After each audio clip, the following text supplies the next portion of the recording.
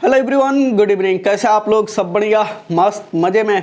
तब 1 घंटा पहले ही हम लोगों ने इसी चैप्टर का उसने कहा था पूरा का पूरा एक्सप्लेनेशन देखा, लेकिन कैसे? कहानी के तौर पर। अगर वो कहानी जिन जिन को पसंद आया होगा तो ये देखने की कोई ज़रूरत नहीं है। उसी कहानी के तौर पर हम लोगों को सारा का सारा सब्जेक्टिव भी बनेगा और जो जो हमने कहानी में बताया है उसी से सारे के सारे ऑब्जेक्टिव भी बन जाएंगे। लेकिन बहुत सारे बच्चों का ये डाउट होता है कि और दिक्कत होती है, एक मानसिक प्रॉब्लम भी होता है कि ना हमको तो पढ़ना है पूरा पाठ, भाई पूरा एक्सप्लेनेशन देखना है। तो हमने सोचा क्यों ना, टाइम हमारा पास अहिले है और सारा का सारा नोट्स तैयार है तो हम बना ही देते हैं, है ना। तो हमने सोचा कि भाई साहब इन लोगों का दिल ना दुखाते हुए हम फिर से बना दे। ये क्या हो गया है? बैग काहे कह रहा है?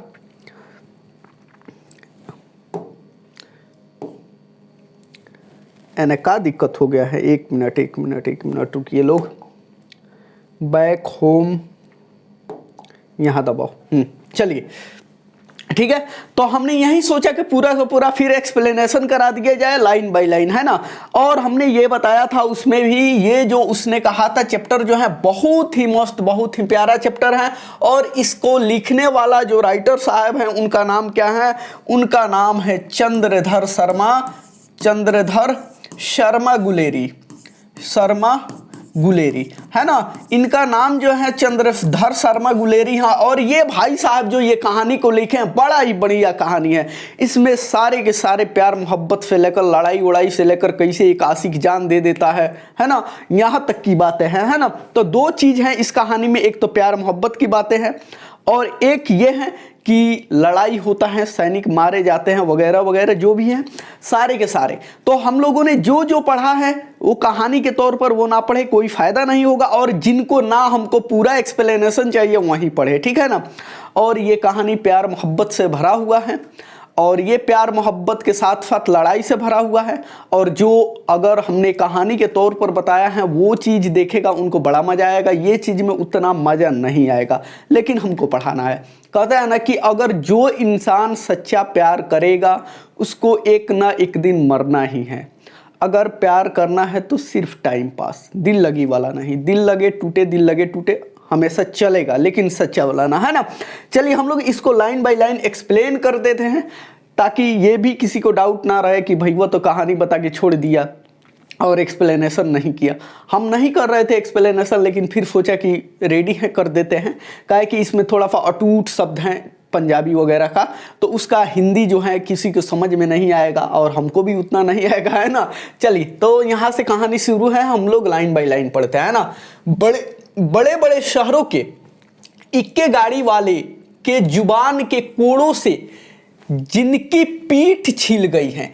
इक्के गाड़ी उसको कहते हैं ना, जो टांगा घोड़ा होता है ना, जो टांगा होता है उसमें घोड़ा जोड़ा होता है, उसी को हम लोग इक्के गाड़ी कहते हैं। तो बड़े बड़े, ये तो गांव वगैरह में नहीं चलता था उस जमाने में, गांव वगैरह में, है ना। उस समय में जैसे आज गाड़ियां हर शहर में हैं, चलती हैं टैक्सी वगैरह किराए पे, वैसा ही उस समय में इक्के गाड़ी जो टांगा घोड़ी था वहीं चलता था हर किराए में। और उन लोगों के जो कोड़े थे ना, जिससे वो मारते थे, जिससे वो मारते थे, किसको मारते थे? जिसको वो घोड़े को मारते थे, पिटते थे, है ना। वही कह रहा है कि उन्हीं कोड़ों से उनकी जो पीठ है वो सारे के सारे पीठ छिल गई है। यानी कि जो टांगे में घोड़े लगे होते हैं उनके सारे की सारे पीठ छिल गई होती हैं, है ना। और कान पक गए होते हैं। और ये चीज सुनते सुनते खटखट जब तक चलता है तो जो भी लोग आते जाते हैं उनके कान जो है पक गया होता है। उनसे हमारी प्रार्थना है कि अमृतसर के, उनसे यानी कि जो भी ये इक्के गाड़ी वाले हैं, घोड़े गाड़ी वाले हैं, उन लोगों से मेरी यही प्रार्थना है। कौन प्रार्थना कर रहा है? कि अमृतसर के बम्बू काटन वालों के बोली का मरहम लगावे। जब बड़े बड़े शहरों की चौड़ी सड़कों पर घोड़े की पीठ को चाबुक से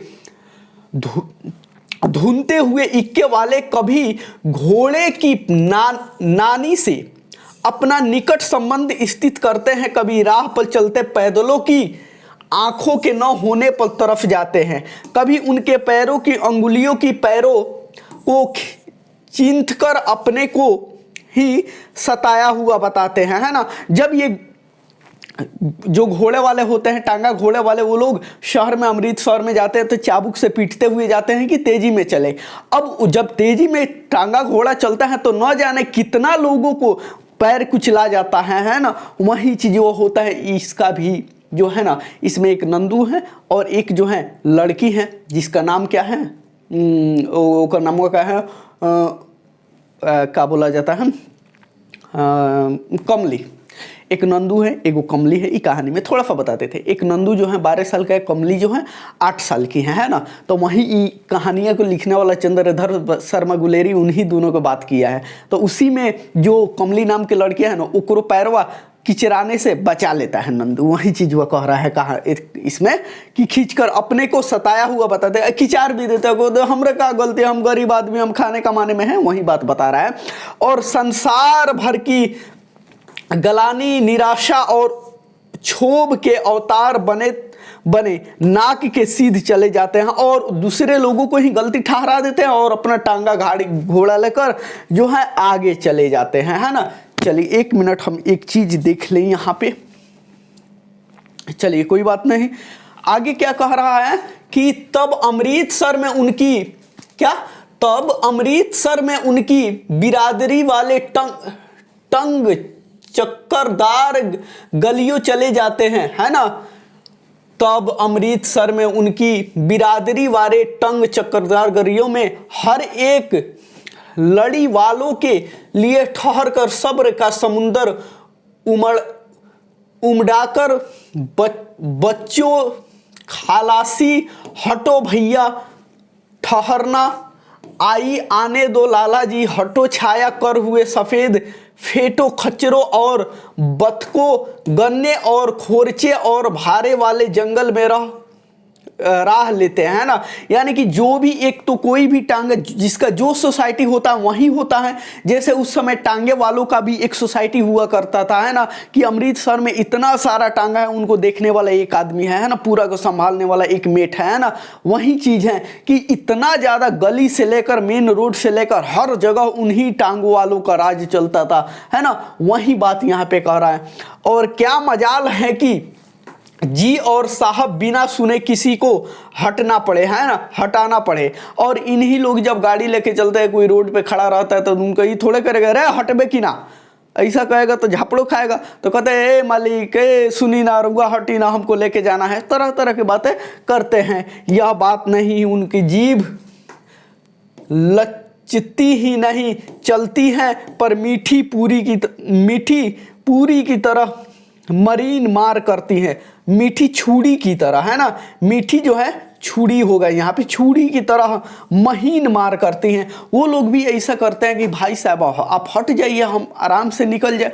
ऐसा बात नहीं कि 2-4 को गाड़ी नहीं दे देंगे, दे सकते हैं टांगा गोली वाले भी, लेकिन वो कहते हैं भाई साहब हट ना जाइए, हमको देर हो रहा है, निकल जाएंगे। यानी कि जुबान से ऐसे प्रहार करते हैं जैसे कि क्या, कि मीठी छुरी, यानी कि धारदार छुरी जो है ना, उन्हीं से वो मार रहे हैं, इतना प्रेम से हटाते हैं। यदि कोई बुढ़िया बार बार चेतावनी देने पर भी लीक से नहीं हटती तो उनकी वचन वली के ये नमूने हैं, हट जा जीड़े जोगिए। यानी कि कभी कभी बुढ़िया लोग होता है, उनको कम सुनाई देता है, तो यहाँ पे क्या कह रहा है, लीक, यानी कि जब रोड होता है वहाँ पे गाड़ी चलता है ना, तो वहीं पे लीक बन जाता है, यानी कि उसका निशान बन जाता है, आते जाते उसी को लीक बोला जाता है।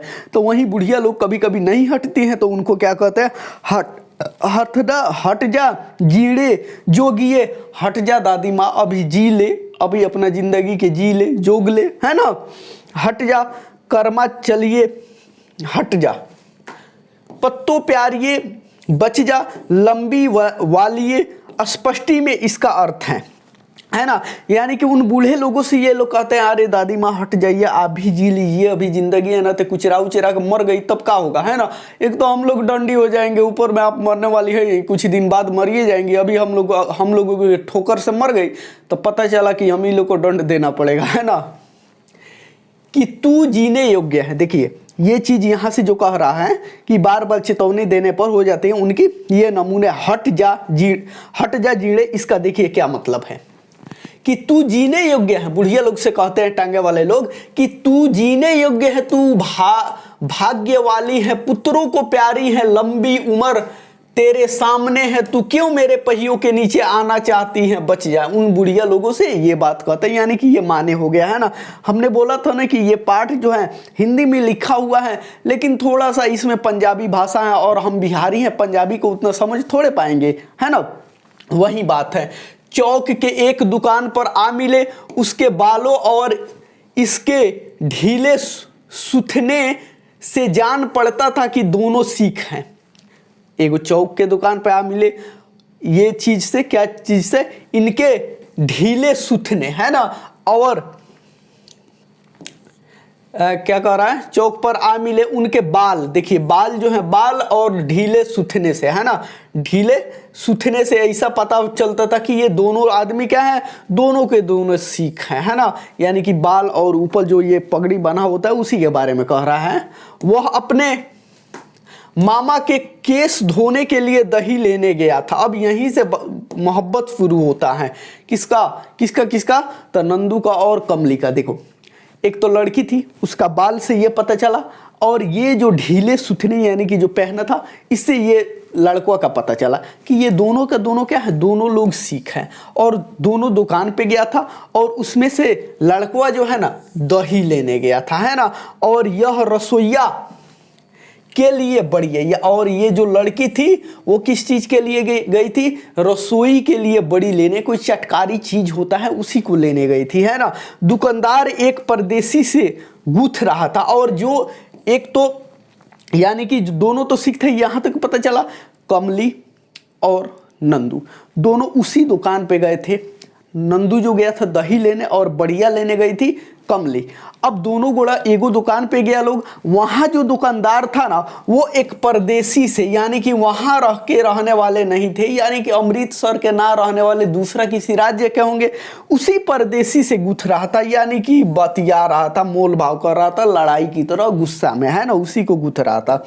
जो शेर पर गीले पापड़ों की गड्डी को गिने बिना हटता ना था, यानी कि जो जिससे ये जो परदेसी था ना वो सारे के सारे सोच रहा था गड्डी को यहीं गिन ले तब हट जाएंगे। और दुकानदार कह रहा था अरे भाई जाके वहाँ बगल में आप पूरा हट गिनिए ना, तो यहीं परदेसी कह रहा था ना, जब तक पापड़ों की सारे गड्डी को नहीं गिन लेंगे तब तक नहीं हटेंगे। इसी बात को लेकर परदेसी में और उस दुकानदार में क्या हो रहा था, नोक झोंक हो रहा था, ठीक है।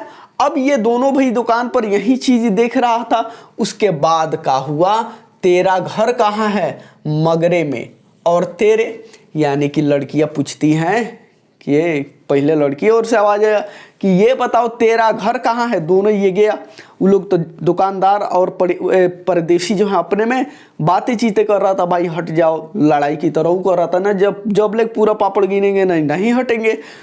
तो ये दोनों भी गया भाई, वह देखते देखते देखते देखते नजर पड़ी लड़के के लड़कों पर, लड़कों को लड़किया पे। तो वही लड़कियां पूछ रही है कि तेरा घर कहाँ है, तो लड़कों कह रहा है मंगरे में, और फिर लड़कों कह रहा है अच्छा ठीक है तेरा घर कहाँ है, तो लड़कियां कह रही मांझे में, ठीक है। यहाँ कहाँ रहती है, और जब कहती है लड़कियां कि मेरा घर मांझे में है, तो लड़कियां से फिर पूछता है, नंदू बाद में आएगा, इतना अभी ध्यान रखना है कौन कौन, नंदू है ना, और एक लड़कियां है जिसका नाम क्या है, ओकर नाम हुआ बार बार भूल पा जाता हमरा, कमली। इसे भी लड़की सबका नाम नहीं याद रखना चाहिए, कहीं ज्यादा याद हो गया तो हम ये लोग पगला जाएंगे। अभी के लिए इतना याद रखना है, नंदू कमली।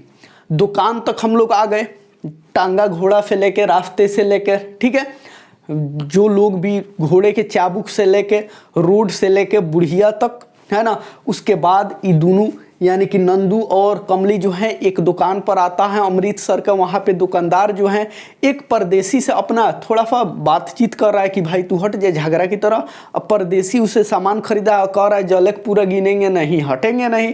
और दुकानदार कह रहा है कि ना तू अलगे जाके गिन, लेकिन ही कह रहा है ना हम यहीं गिनेंगे, जलक गिनेंगे नहीं, हटेंगे नहीं। अब नंदू और कमली गई दुकान पर। अब दोनों को नज़र पड़ा तो लड़कियां पूछ रही हैं नंदू से कि बताओ तेरा घर कहाँ है, तो वो बोला कि मेरा घर मगरे में है। तो फिर अब नंदू बोल रहा है ये बताओ तुम्हारा घरवा कहाँ है, तू कह रहे मांझे में है, बता दी।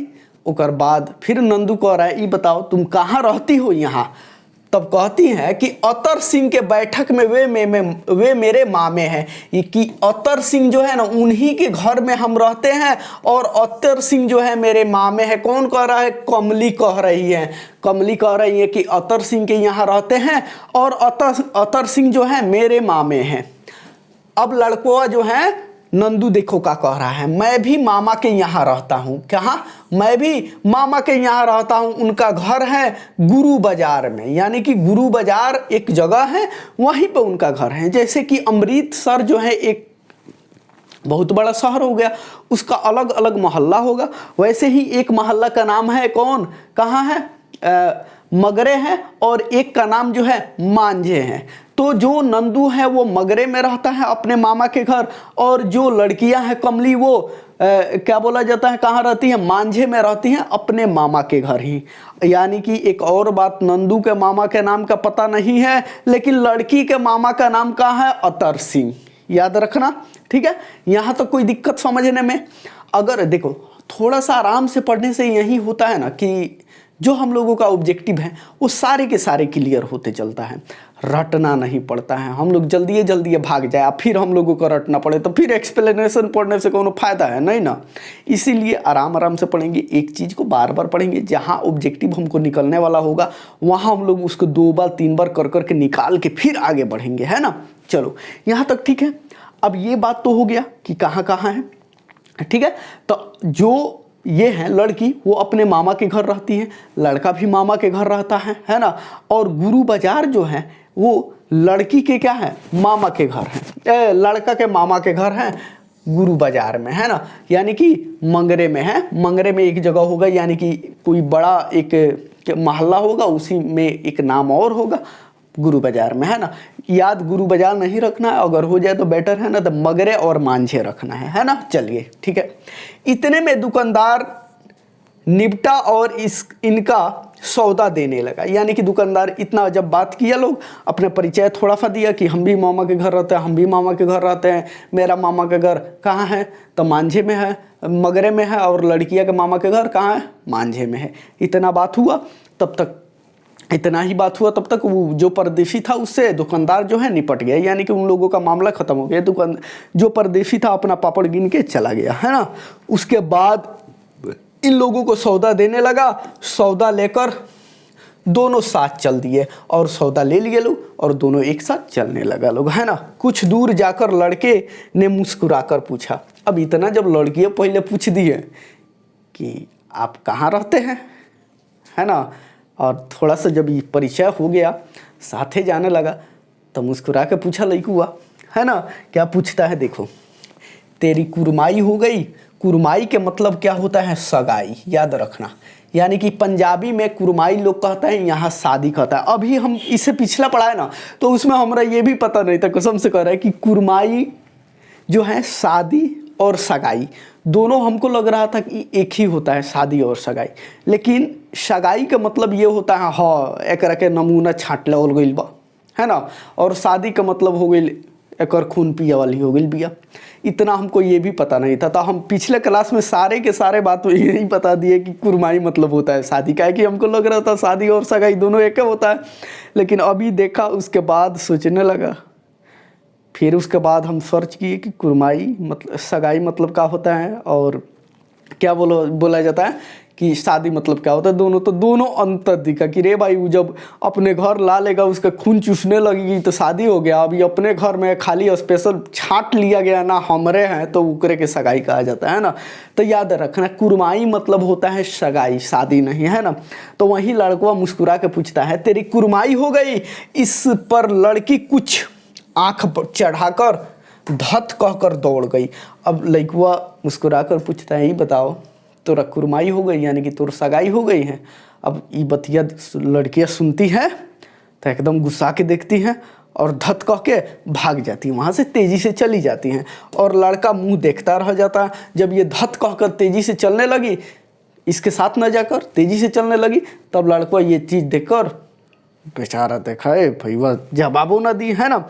उसका मुँहे देखते रह गया कि मैंने कुछ बताया, चली गई धत कहकर, है ना। उसके बाद देखो क्या होता है, दूसरे तीसरे दिन सब्जी वाले के यहाँ, यानी कि पहले का मिलन तो दुकान वाले के यहाँ हो गया, फिर दूसरे दिन, फिर तीसरे दिन कहाँ, तो सब्जी वाले के यहाँ, दूध वाले के यहाँ, कहाँ कहाँ, सब्जी वाले के यहाँ, दूध वाले के यहाँ, अक्सर दोनों मिल जाते, है ना। कहीं कहीं जाते थे और दोनों को भेंट हो जाता था, अरे कहाँ आइल बड़ी तो सब्जी लेवे, तो हम आइल बनी, है ना। उसके बाद जाता था लोग आगे, तू कहाँ आई है, अरे तो दूध लेने, हम दूधे लेने आए हैं। कहीं ना कहीं मिल जाता होता लोग, है ना। जैसे कि एक शहर है, जैसे अभी हम हैं वेस्ट चंपारण बेतिया में, है ना। तो यहाँ पे मान जाओ कि यहाँ किशुनबाग हो गया, यहाँ नया टोला हो गया, पासे में है, बगल में दुकान है, जैसे कि मान लो यहाँ क्या बोला जाता है, जीएम कॉलेज के पास। अब वहाँ पे पूरा मार्केट लगता है ना, संत घाट। अब संत घाट हम भी गए, वो भी गई, है ना। वैसा ही बार बार मिल जाएंगे लोग, अगर होगी तब, नहीं है ऐसा कोनो बात। लेकिन इसी लोग के बारे में बता रहे हैं कि इतना ही डिस्टेंस पर होगा और वहाँ पे दुकान होगा, दोनों वहीं पे जाता होगा लोग, मिल जाता होगा कोई ना कोई चीज़ लेने। तो कभी सब्जी वाले की यहाँ मिल जाता लोग, कभी दूध वाले की यहाँ मिल जाता लोग, अक्सर यानी कि कहीं ना कहीं कोई ना कोई काम से जाता था लोग और भेंट हो जाता था, है ना। महीना भर यह हाल चलता रहा और कंटिन्यू महीनों यही हाल चलता रहा। 2-3 बार लड़के ने फिर पूछा, तेरी कुरमाई हो गई। और जब जब मिलता था ना तो लड़का पूछता था, ये बताओ ना, एक थोड़ा मोहब्बत हो गया होगा, पूछता था, ये बताओ ना तोरा कुरमाई हो गई, यानी कि सगाई हो गई। और उत्तर में वही धत मिला, और उत्तर में यही कहती थी धत, यानी क्या पूछता है हमरा सगाई हुई कि नहीं हुई, है ना, यही मिलता था। अब क्या हुआ, एक दिन जब फिर लड़के ने वैसे ही हंसी में चिढ़ाने के लिए पूछा, तब लड़की लड़के के संभावना के विरुद्ध बोली, हाँ हो गई, आहा, यहीं से बेचारा के दिल टूट गया। अब बेचारा कहीं कहीं मिलता था लोग, ऐसा ही महीना दिन तक चलता रहा। उसके बाद एक दिन और ही पूछा लड़का हुआ कि बताओ ना तुर कुरमाई हो गई। तो लड़कियाँ बोली कि हो बताइए देते हैं कि हमरा कुरमाई हो गई। अब जैसे ही लड़का तो हंस के बोला था, लेकिन उसका जो संभावना था उसका विरुद्ध हो गया, कह रही कि हाँ हो गई। बाप रे। अब लड़कुआ बोला कब। अब जो नंदू है ये बात सुनता है, हाँ हो गई, लड़कियाँ बोल दी। उसका बाद कहता है कब हुई। तो फिर लड़कियाँ बोलती हैं कि देखो कल हुई, देखते नहीं यह रेशम के कड़ा हुआ सालू, और लड़की भाग गई, है ना। लड़को ये बात तो लड़कियाँ बोल दी कि हाँ हो गई। फिर बोलता है लड़कुआ नंदू कब हुई। तो फिर लड़कियाँ कहती हैं ये देखते नहीं रेशम से चढ़ा हुआ सालू, यानी कि जो साल है वही लोग पहनते हैं, ये रेशम से चढ़ा हुआ साल जिसकी कुरमाई हो गई होती है, जिसकी सगाई हो गई होती है, ताकि लोग पहचान ले कि किसी की होने वाली है, इसका पूरा ठाव ठिका हो गया है ना। तो वही। और फिर क्या हुआ, सालू यह लड़की कहकर भाग जाती है कि हाँ हमरा कुरमाई कल ही हो गई। अब देखो आगे क्या होता है। लड़के ने घर की राह ली। अब ये कह के तो लड़की भाग गई, बेचारा का मन उदास हो गया। अब ये भी सोचा अब हम भी घर चलते हैं। उसके बाद रास्ते में एक लड़के को मोरी में ढकेल दिया। लड़के को मोरी तो सब कोई समझता है, नाली के हम लोग कहते हैं मोरी, उसी में। अब ये बात भाई वो सुन लिया तो ये भी सोचा अब हम लोग घरे चलते हैं। अब जा रहा था तो ये तो यही सोचता जा रहा था, हम तो ओकरा से प्यार करने लगे थे, बार बार मुलाकात हो रही थी कमली से, और ओकर कालिए हो गई सगाई, है ना। अब यही सोचते पगला की तरह जा रहा था। अब जाते जाते क्या हुआ कि एगो लड़का रास्ता में मिला। अब ये तो अपने धुन में था, खीस में होगा, है ना, गम में भरा हुआ होगा। अब वो लड़कुआ के क्या हुआ, नालिए में ढकेल दिया, यानी कि मोरी में ढकेल दिया। उसके बाद एक छाबड़ वाले की दिन भर की कमाई खोई, है ना। एक छाबड़ वाले के दिन भर की कमाई खोई, एक कुत्ते को पत्थर मारा, और एक गोभी वाले के ठेले में दूध उड़ेड़ दिया। यानी कि जो भी छाबड़ वाले कोई चीज़ होता होगा वहीं बेचने वाला होता होगा, तो वो बेचारा अपना छाबड़ बेचने जा रहा होता, उसका छाबड़े गिरा दिया होगा, ख़त्म हो गया। उसके बाद एगो कुत्ता को पत्थर मार दिया, है ना। उसके बाद एगो गोभी वाला जा रहा था, उसके गोभी में सारा का सारा दूध गिरा दिया। सामने नहाकर आती हुई किसी वैष्णवी से टकराकर अंधे की उपाधि पाई, है ना, अंधे की उपाधि यहीं से मिल गई, तब कहीं घर पहुंचा। यानी कि वो ये बात सुना कि उसकी कुरमाई हो गई, वो तो कह के ये चली गई, उसके बाद ही पगला गया। अब पगलाने के बाद सोचा हम भी घर चलते हैं, यही सोच सोच के जा रहा होता है एकदम गुस्सा में। तब तक क्या होता है, एक लड़का को नाली में ढकेल देता है ना, उसके बाद छाबड़ वाली के पूरा दिन के कमाइया बर्बाद कर देता है, कुत्ता को पत्थर उठा के मारता है ना, गोभी वाला के गोभी में पूरा क्या बोला जाता है, दूधे उझिल देता है ना। और एगो लड़की जो है अजनबी यानी कि वैष्णवी उसे कहते हैं, जो अजनबी होते हैं जिससे कोई जान पहचान नहीं होता है, वो लड़कियां के जाके टकरा गया। अब जैसे टकराया तो उसको क्या कही कि रे तू अंधा हो गया, तुमको दिखाई नहीं दे रहा है, और यहीं से अंधे के उपाधि पा ली, है ना। तब जाके वो भैया घर पहुंचे, यानी कि सारे रास्ता पगलाता हुआ कांड करते हुए घर पहुंच गया। अब एक और यहाँ से ऑब्जेक्टिव आप लोगों का हुआ कि अंधे के उपाधि किसके द्वारा मिला, तब वैष्णवी के द्वारा। वैष्णवी यानी कि अनजान जो औरत थी उसी के द्वारा इसको अंधे की उपाधि मिल गई। ये बड़ा बढ़िया ऑब्जेक्टिव है, आप लोगों को पूछ सकता है। यहाँ तक तो उसका प्यार टूट गया, काहे कि उसकी सगाई हो चुकी थी। यहाँ तक था पार्ट 1, और पार्ट 1 हुआ द एंड। ठीक है, यहाँ तक बढ़िया था, समझ में आया। चलिए अब आगे हम लोग पढ़ते हैं, एकदम आराम से पढ़ेंगे लोग, थोड़ा धैर्य बना के रखना। हम बोले हैं ना डेली 1 घंटा, जिस दिन हिंदी के लिए 1 घंटा देना है उस दिन इंग्लिश नहीं, एक दिन इंग्लिश तो एक दिन हिंदी नहीं, है ना। और हमको लग रहा है कि खूब बढ़िया फिर 3 दिन में हम लोग पढ़ लेते हैं।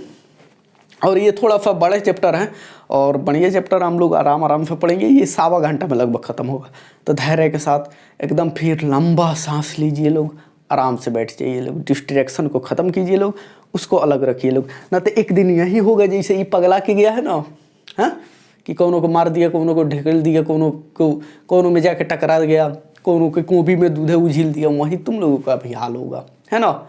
ये छोड़ के चली जाएगी, अगर सक्सेस नहीं हुए तो यहीं काटना पड़ेगा, पगला की तरह रहना पड़ेगा, है ना। होता है ना, लगभग में 99% लड़का जो है मोहब्बत में धोखा खाएगा, पगलाएगा, है ना, हार्ट अटैक से मरेगा। लड़की ना हार्ट अटैक से मरेगी, ना वो पगलाएगी, वो धोखा खाएगी नहीं, काहे कि उसको धोखा देना है, इससे धोखा दी, 5 दिन अपसेट रहेगी, आईब्रो बनवाई, दूसरे जगह सेट, है ना। तो थोड़ा बच के रहना है। पहले का पार्ट से ये सीख मिला, है ना, कि किसी भी लड़की से मोहब्बत करनी है तो सिर्फ टाइम पास के लिए, सच्चा दिल से नहीं। अगर जौन सच्चा दिल से मोहब्बत करेगा वो पगलाएगा, जैसे ये पगलाया है।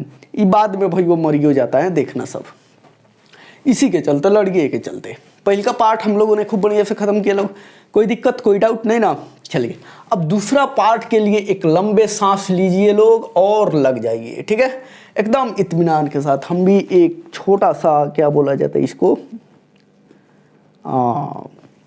ये what is this is called, कची कहल जाला एकरा के, काया याद आई तो पता है, ठीक ना। चलिए दूसरा पार्ट के लिए सब कोई रेडी है। चलिए, राम राम यह भी कोई लड़ाई है। अब बहुत दिन बाद के बात कर रहा है दूसरा पार्ट में। राम राम यह भी कोई लड़ाई है, दिन रात खंदकों में बैठी हुई हड्डियां कड़ गई। यानी कि खंदकों, जो जहाँ लड़ाई होता है वहाँ घर दुआर थोड़ा बनाया जाएगा, वहाँ तो बम से उड़ा देगा, कोनो गोड़िए से बुन देगा। यानी कि खूब बढ़िया जमीन वगैरह में खोद कर वहाँ पे बनाया जाता है कि कोई ना देखे, एकदम सिक्योर के रहे, है ना। तो वही कह रहा है कि राम राम ये कैसन लड़ाई है कि दिन रात खंडक में बैठे बैठे जो हड्डी है ना अकड़ गई।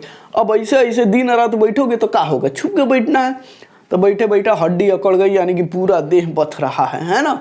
उसके बाद देखो, लुधियाने से 10 गुना जाड़ा, यानी कि जहाँ लड़ाई हो रहा है वहाँ जो लुधियाना शहर है उससे 10 गुना जाड़ा वहाँ पे है, और मेह और बर्फ ऊपर पिंडलियों तक कीच में फंसे हुए। यानी कि जो ये खंदके बनाई हुई है उसकी पिंडलियाँ जो है खंदके के, उसकी कीच जो है ना वहाँ तक बर्फ के टुकड़े जो है फंसी हुई है, पूरा मेह है, पूरा जाड़ा है। यानी कि जो लुधियाना शहर है उससे 10 गुना ज़्यादा है ना।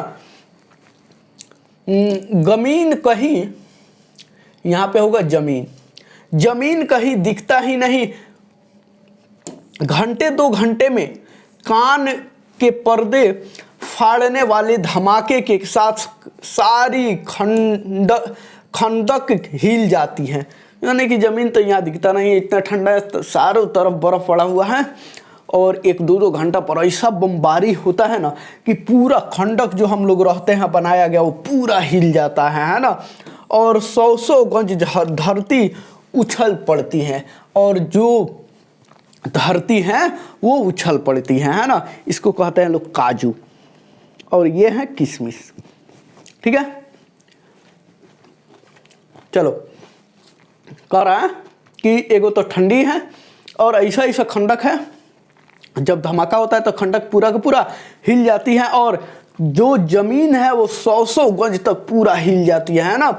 इस गैबी गिले से बचे तो कोई लड़े, ये सारे चीज से आदमी बचेगा तबे न लड़ेगा। नगरकोट का जलजले सुने था, यहाँ दिन में 25 जलजले होते हैं। जो कहीं खंदक से बाहर साफा या कुहनी निकल गई तो चट्टाक से गोली लगती है। जो खंदक बनाया गया है उसमें ऐसा इंसान बैठा है कि अगर खुदा न खास केहुनी तक निकल गया तो उसमें गोलियां मार देगा, लोग गोली लग जाएगा। यही बात हो रहा है। न मालूम बेईमान मिट्टी में लेटे हुए हैं या घास की पत्तियों में छिपे रहते हैं। यानी कि ये भाई साहब कह रहे हैं, कौन कह रहा है तो ये भाई क्या बोला है, नंदू कह रहा है। नंदू के बाद में नाम बदल जाता है और तब होता है जो होगा देखा जाएगा। लेकिन वही नंदू ये सारे के सारे बात कह रहा है और कह रहा है कि पता नहीं दुश्मन कैसे कैसे छिपा है, कि पता नहीं वो मिट्टी में भाई सन गया है सब, कि घास की जो पत्ती है उसमें छिपा हुआ है सब, है ना। लहना सिंह, वही नंदू जो है उसका नाम जवान होने पर क्या होता है, लहना सिंह, याद रखना। वो तो बगैर फायदा का हम किशमिश को काजू खा लिए, खांसी आ गया। लहना सिंह, नंदू का नाम लहना सिंह। लहना सिंह ही ये सारे बात बोला है, ठीक है ना। चलिए अब लहना सिंह क्या कह रहा है, और 3 दिन है, 4 तो खंदक में बिता ही दिए, परसों रिलीफ आ जाएगी और फिर 7 दिन की छुट्टी। लहना सिंह कहला चलो भाई इतना दिन तो बिता दिए, 3 दिन और एक बाद बिताना, ओकर बाद हमारा तो रिलीफ, यानी कि हम तो छुट्टी मांग लिया, अपना काम के लिए छुट्टी मिल जाएगी, है ना। अब देखो, अपने हाथों झटका करेंगे और अपने पेट भर खाकर सोया करेंगे, है ना। क्या सोया करेंगे, उसी फिरंगी मेम के बाग में मखमल की सी हरी घास है, फल और दूध की वर्षा हो रही है, लाख कहते हैं दाम नहीं लेती, है ना। कहती हैं तुम राजा हो, मेरे मुल्क को बचाने आए हो। यानी कि ये कोई यहाँ पे फिरंगी मेम है ना। वहीं फिरंगी मेम जो है वो क्या कहती हैं, लहना सिंह कह रहा है कि चलो ठीक है, छुट्टी लेके चले जाएंगे तो उसी की फिरंगी मेम के यहाँ चले जाएंगे। उसका बगीचा एकदम मखमल की तरह, उसके बगीचा में घास है, लाख कुछ वहाँ खा लो। जब पैसा देने जाते हैं लोग तो वो फिरंगी मेम कहती है कि अरे यार काहे ला तुम लोग पैसा दे रहे हो, तुम लोग हमारे देश के बचाने आए हो, मन भर खाओ। तो वहीं कह रहा हम भी खूब खाते पीते हैं, ऐसे वहीं रहेंगे, है ना। चलो आगे क्या होता है, 4 दिन तक पलक नहीं झांपी, बिना फेरे घोड़ा बिगड़ता है और बिना लड़े सिपाही। यानी कि लहना सिंह, नंदू जो है याद रखना, वही बड़ा होकर लहना सिंह बन गया है और वही लहना सिंह ये सारे बात कह रहा है। और फिर ये भी बात कह रहा है कि बिना फेरे घोड़े बिगड़ता है और बिना लड़े सिपाही। कौन कहता है, लहना सिंह। ये ऑब्जेक्टिव आप लोगों को पूछेगा कि बिना फेरे घोड़ा बिगड़ता है और बिना लड़े सिपाही किसने कहा था, तो ऑप्शन 4 होगा, उसमें एक लहना सिंह भी होगा, तो लहना सिंह लगाना है। और ये याद रखना है कि नंदू का नाम ही क्या है, लहना सिंह है। बचपन का नाम नंदू है, बड़ा होने पर लहना सिंह, है ना। आजकल घोड़े और नौजवानों का काम यही रह गया है, घोड़े का काम शादियों में नाचना, लड़कों का काम, नौजवानों का काम लड़कियों के पीछे भागना, है ना। लेकिन उस समय में कुछ और था, घोड़े और नौजवान जंग की शान हुआ करते थे। वहीं ये भाई वह कह रहा है लहना सिंह कि बिना फेरे घोड़े बिगड़े और बिना लड़े सिपाही, है ना। मुझे तो संगीन संगीन चढ़ाकर मार्च का हुक्म मिल जाए, फिर 7 जर्मनों को अकेले मार कर ना लौटूं तो मुझे दरबार साहब की दिल्ली पर मत्था टेकना नसीब न हो। यानी कि कह रहा है कि अगर हमें फ्री दे दिया जाए तो हम अकेले जो है कितना सैनिक, अकेले जो है 7 गो जो जर्मनी वाला सैनिक है उस कम से कम 7 गो जर्मनी वाले सैनिक अकेले अगर हम ना मारे ना तो हमको वहाँ पे माथा न टिकना दिया जाए, है ना। किसके, यानी कि जो दरबार हम लोगों का है, जो साहब हम लोगों का है, उन्हीं के चौकट पे माथा न टिकने दिया जाए, है ना। एक और बात हम थोड़ा सा एक बात बता देना चाहते हैं। देखो लड़ाई किसके किसके बीच हो रहा था, जर्मन। इस बारे में उतना चर्चा नहीं किया है इसलिए हम बता दे रहे हैं। और इंडिया, है ना। कौन युद्ध, प्रथम विश्व युद्ध, प्रथम विश्व युद्ध, है ना, युद्ध। अब देखो उस समय जो है हमारे देश में अंग्रेजों का शासन था, इंडिया में अंग्रेज, है ना। अब अंग्रेज की तरह से ये सारे लोग लड़ रहे थे जर्मन के खिलाफ, इतना याद रखना है। तो वहीं कह रहा है लहना सिंह जो नंदू था, वहीं कह रहा है कि अगर हम अकेले 7 गो जर्मनी के नाम मार के आएंगे ना तो जो साहब हैं उनके जो दरवाजा है वहाँ पे मेरा माथे भी न टिकने दिया जाए, लेकिन कब, अगर मुझे इजाज़त मिल जाए तब, है ना। चलिए यहाँ तक हम लोगों ने देखा। अब देखिए पाजी कहीं के कलों के घोड़े संगीन देखते ही मुंह फाड़ देते हैं और पैर पकड़ने लगते हैं, या अंधेरे में 30 मन का गोला फेंकते हैं। उस दिन धावा किया था 4 मील तक, एक जर्मन नहीं छोड़ा था पीछे। जनरल ने हट आने का कमान दिया, नहीं तो अब कह रहा है कि अरे हम तो ऐसा थे कि अपने घोड़ों को लेकर उन लोगों को इतना ना पीछा किए थे, 4 मील तक हम लोगों ने गए थे उन लोगों का, यानी कि जर्मन वालों को पीछा करते हुए उनको 4 मील खेद दिए थे लोग। लेकिन जो जनरल साहब थे, जो हम लोगों का हेड थे, उन्हीं ने कहा कि अब पीछे लौट आओ, है ना। चलिए आगे क्या होता है, नहीं तो सीधे बर्लिन पहुंच जाते, नहीं तो सीधे उन लोगों का जहां ठेहा है बर्लिन है वहां तक उनको खेद के ले जाते, वहां तक पहुंच जाते। क्यों, सूबेदार हजारा सिंह ने मुस्कुराकर कहा, है ना, लड़ाई के मामले में जमादार या नायक के चलाए नहीं चलते, बड़े अफसर दूर की सोचते हैं। अब सूबेदार जी की एक और बात याद रखना, यहाँ बता दे रहा है। अब ये सारे बात किससे कह रहा है, सूबेदार जी से कह रहा है। ये जो सूबेदार जी है, जो इसका एक्स थी ना, उसी के पति हैं, यानी कि कौन, लड़के का नाम क्या था, हजरा। वही कमली के पति का नाम सूबेदार जी है, और एक ही कैंपों में रह रहा है लोग, लेकिन इनको नहीं पता है, नंदू जो है उसको नहीं पता है कि सूबेदार जी जो है हमारे एक्स के पति हैं, बाद में पता चलेगा, देखना, है ना। वही सूबेदार जी से हजरा सिंह कह रहा है मुस्कुरा कर कहा। अब सूबेदार जी क्या कह रहा है कि लड़ाई के मामले ठीक हैं, लेकिन जो अफसर लोग होते हैं ना, जो आगे वाले लोग होते हैं ना, वो लोग बड़ा दूर तक सोचते हैं।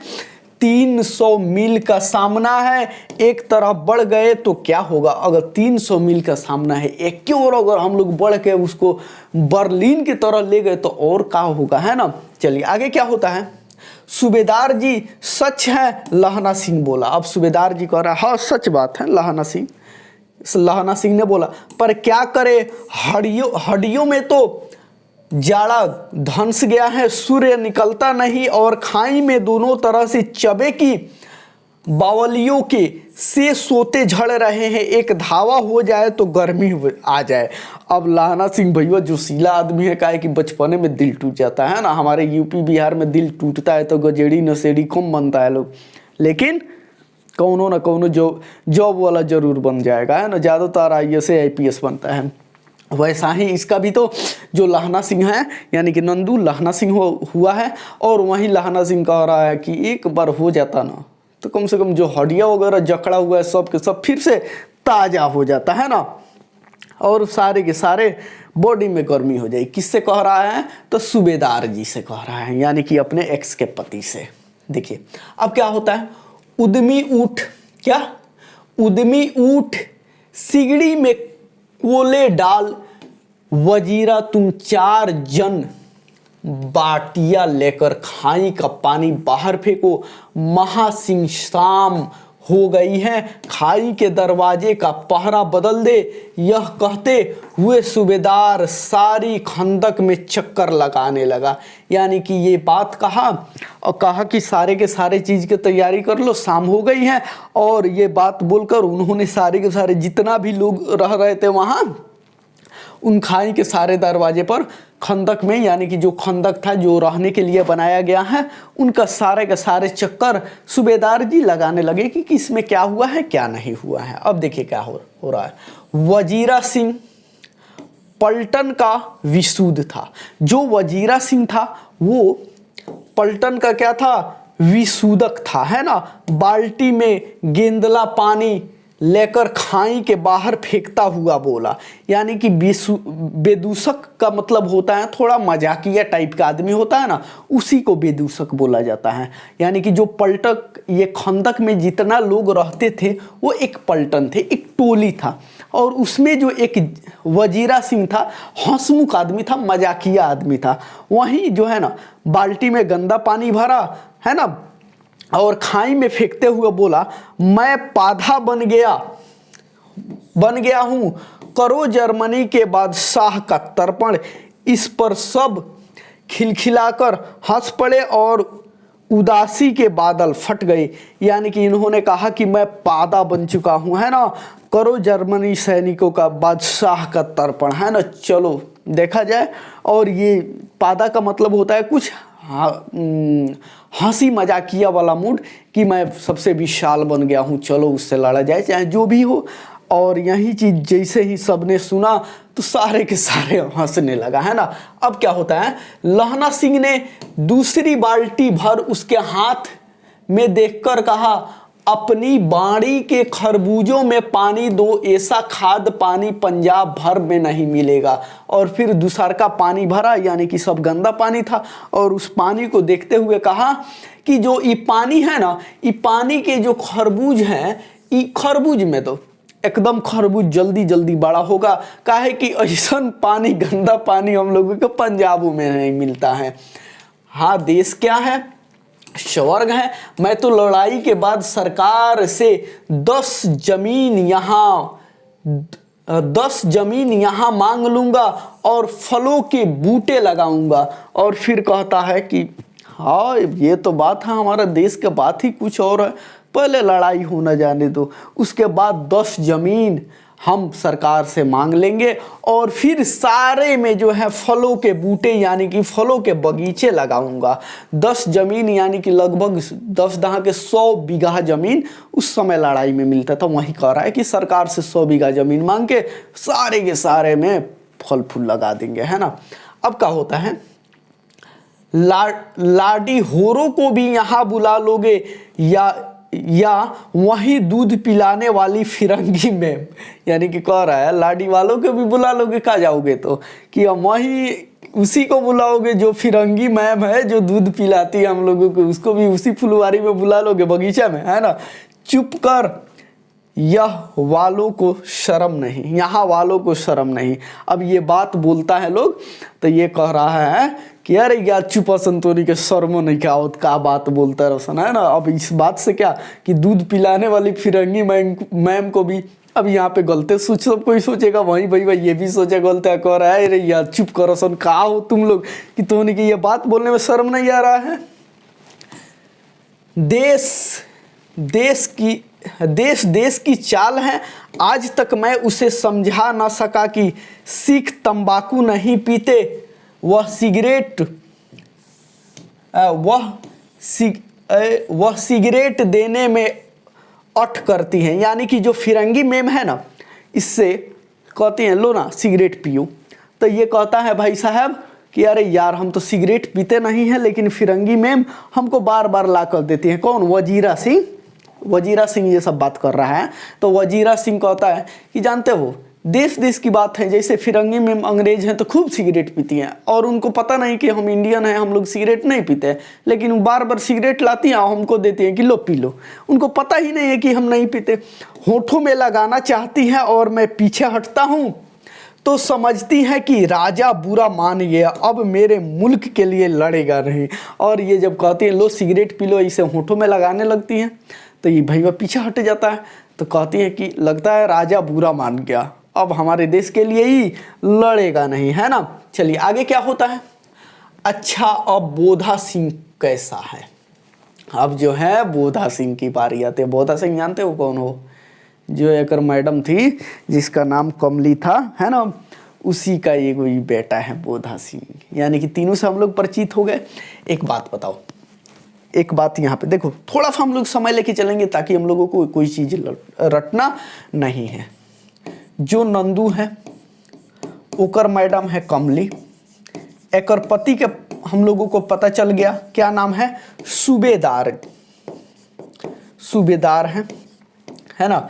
एकर बेटा जो है कौन, बेटा ओकर का नाम है बोधा, और हैकर नाम का हो गया है लहना सिंह, लहना सिंह, है ना। और इसका जो कमली है इसके क्या कहा जाता है अब, सूबेदारनी, सूबेदारनी, है ना। जैसे हम लोगों में मास्टर के मेहरारू के लोग कहता है का हो मास्टर आइन, ठेकेदार के का हो ठेकेदार आइन, है ना, कहता है लोग ना, इंजीनियर का हो इंजीनियर आइन।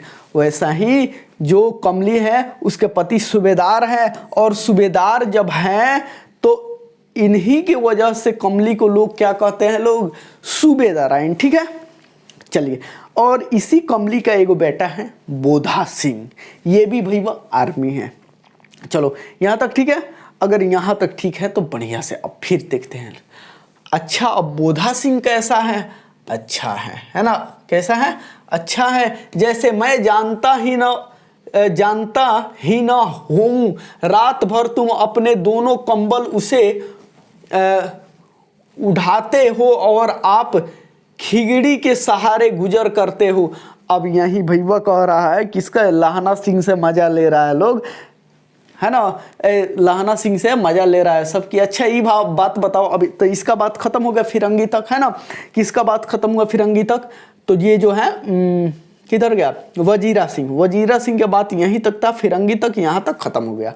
अब आता है लोग लहना सिंह पर, है ना, लहना सिंह पर अब आता है लोग, और लहना सिंह से पूछता है लोग पूरा जो भी टोली है उसमें के, अच्छा ये बताओ बोधवा कैसा है, बोधा सिंह कैसा है, तो लहना सिंह कहता है अच्छा है।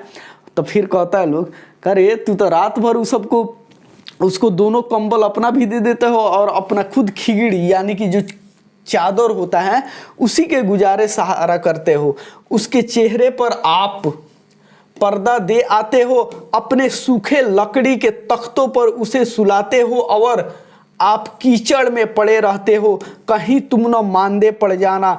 जाड़ा क्या है, मौत है, और निमोनिया से मरने वालों को मुरब्बे नहीं मिलता, यानी कि निमोनिया से जो लोग मरते हैं उनको मुरब्बा नहीं मिलता, यानी कि जो जमीन देती है गवर्नमेंट वो जमीन नहीं मिलता। अब मजाक कर रहा है लोग का है बोधा सिंह को लेकर, है ना, बोधा सिंह को लेकर का है कि सबको पता हो गया है कि एकरे एक्सवा के ही बेटा है ना, तो वही मजाक करता है कि तू तो अपना कंबल उम्बर उसको दे देता है, तू अपना जगह उसको दे देता है और तू खुद कीचड़ में जाके सोता है। ठंडा इतना है कि एक दिन मर जाएगा, और मर जाएगा तो तुम मुराबो ना मिलोगे, यानी कि निमोनिया ठंडे से मर जाओगे। अब मरने के बाद तुमको मुरब्बा नहीं मिलेगा, यानी कि तुमको जमीनों नहीं मिलेगा। अब इसको मजाक उड़ा रहा है लोग, सब टोली वाले लोग, है ना। चलो आगे क्या होता है, मेरा डर मत करो, मैं तो बुलेल की खड़ के किनारे मरूंगा, यानी कि लहना सिंह कर अरे हमरा इससे कोई डर नहीं, ऐसा बात मेरे से मत करो, जब भी मैं मरूंगा तो बुलेल की खड़ के किनारे मरूंगा, यानी कि लड़ाई में मरूंगा, है ना। भाई कीरत सिंह की गोदी पर मेरा सिर होगा और मेरे हाथ में लगाए हुए आंगन, मेरे हाथ से होगा, यहाँ पे से लगाए हुए आंगन के आम पेड़ के छाया होगा, यानी कि कह रहा है अरे ऐसा बात नहीं, हम मरेंगे तो लड़ाई उड़ाइए मरेंगे, कोई बात नहीं है, और जब हम मरेंगे तो मेरा सिर जो है एगो कीरत सिंह है ओकर भगीना, है ना। कीरत सिंह कौन है, कीरत सिंह भांजा है, उसी के गोद में मरूंगा, है ना। बोले भाई हैं, भाई कीरत सिंह के गोद में अपना सर रखकर मरूंगा और अपने आंगन में मरूंगा। और जब जहां मरूंगा ना वहां अपने हाथ से आम के पेड़ लगाए हुए होंगे, उसी के छाया में हम मरेंगे, है ना। चलिए, वजीरा सिंह ने त्योरी चढ़ाकर कहा, यानी कि थोड़ा जोश में कहा, क्या मरने मरने की लगाई है मेरे जर्मनी और तुर्क, हाँ भाइयों कुछ गाओ यहाँ कैसे। अब कौन कह रहा है, अब कह रहा है वजीरा सिंह कि क्या मरने वरने की बात, सैड सैड बात कर रहे हो, कोई ऐसा गाना वाना लगाओ ना भाई, तुर्की उर्की वाला गाना, तुरक वगैरह वाला गाना लगाओ, बजाओ, कुछ मजा किया जाए। तो वहीं ये गाना है जो बजता है, जो कि हम लोगों को समझ में नहीं आएगा, है ना, हिंदी में है लेकिन उन लोगों के भाषा में है।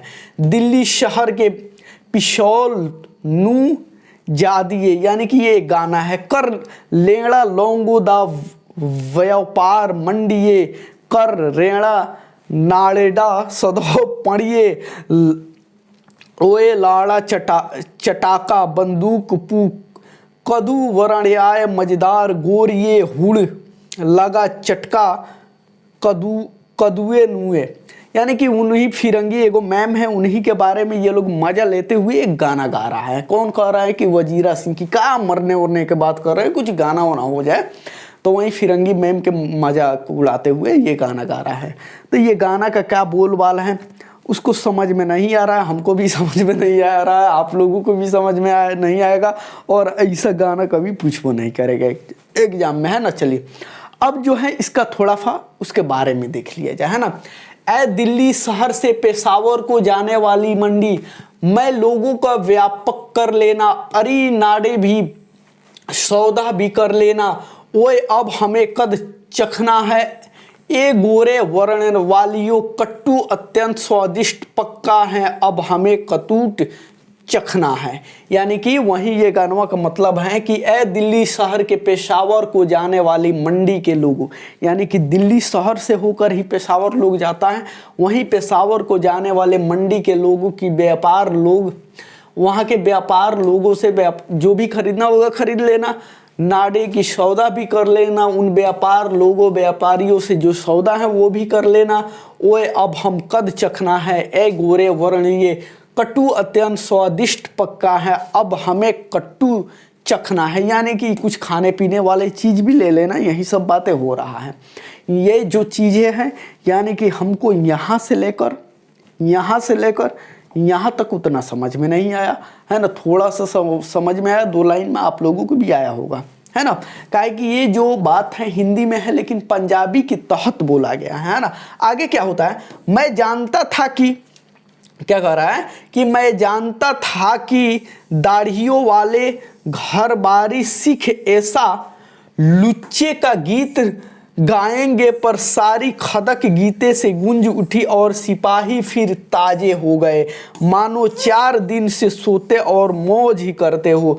यानी कि कह रहा है हमको ये चीज़ नहीं था कि ये सिख लोग इतना बढ़िया गाना गाएंगे, कीरत सिंह कह रहा है कि इतना बढ़िया गाना गाएंगे, हमको ये उम्मीद नहीं था कि इतना थका हुआ आदमी है जैसा फील होने लगे कि हम लोग तो 4 दिन से खाली सो रहे हैं।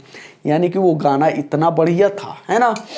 कौन जानता था कि दार्दिया वाले घर वाली सिख ऐसा लुच्चे का गीत गाएंगे, पर सारी खंदक गील से गूंज उठी, गीत से, है ना, गीत से गूंज उठी और सिपाही फिर ताजे हो गए, मानो 4 दिन से सोते और मौज ही करते रहे, है ना। यहाँ तक हम लोगों ने पढ़ा। यानी कि हंसी मजाकिया वाला गाना है ना, किसी किसी को मिलाकर, अपने वाइफ को, है ना, अपने पड़ोसियों को, सालियों को मिलाकर ये गाना बजाया गया और गाना गाया गया और सब लोग मौज मस्ती करके मगन हो गए। जैसे ऐसा लग रहा था कि 4 दिन से भईवत सो रहा है लोग, कोई थकान नहीं है और सब मौज करने लगे, है ना। चलिए, यहाँ तक हम लोगों का पार्ट 2 खत्म हो गया। अब हम लोग देखेंगे लोग क्या पार्ट 3। पार्ट 3 को खूब बढ़िया से फिर 1 मिनट के लिए आप लोग लंबी सांस लो और फिर लग जाओ, है ना, ताकि खूब बढ़िया से हम लोग इसे भी देख ले और आराम आराम से हम लोग देख रहे हैं ना। This is khajur, would you like to eat? No, okay.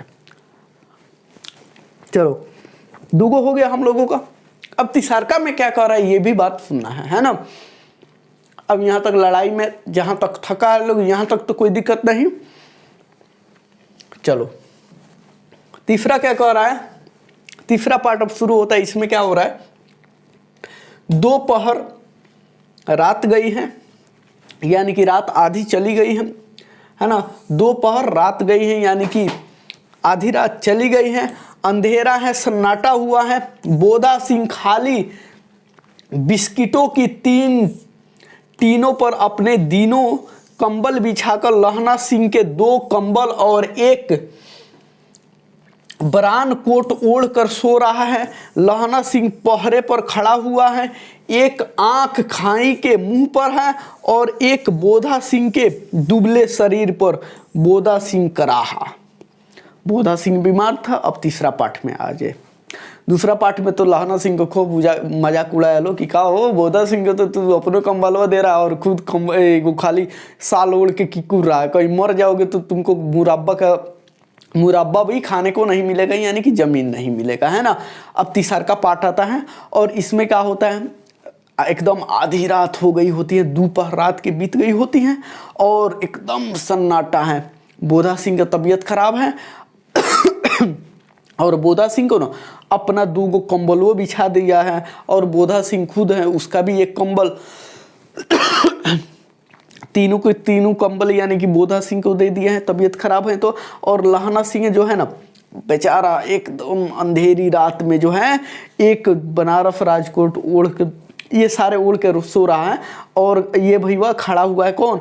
लहना सिंह खड़ा हुआ है और एक आंख खाई की ओर है, यानी कि ठंडा में खाई की ओर है और बोधा सिंह के दुबले शरीर पर। और एगो आंख जो है बोधा सिंह के तो तबीयत खराब है, अपनों कंबलवा दे के 3 गो दे के ओढ़ाया है, 3 गो ओढ़ के सोया है।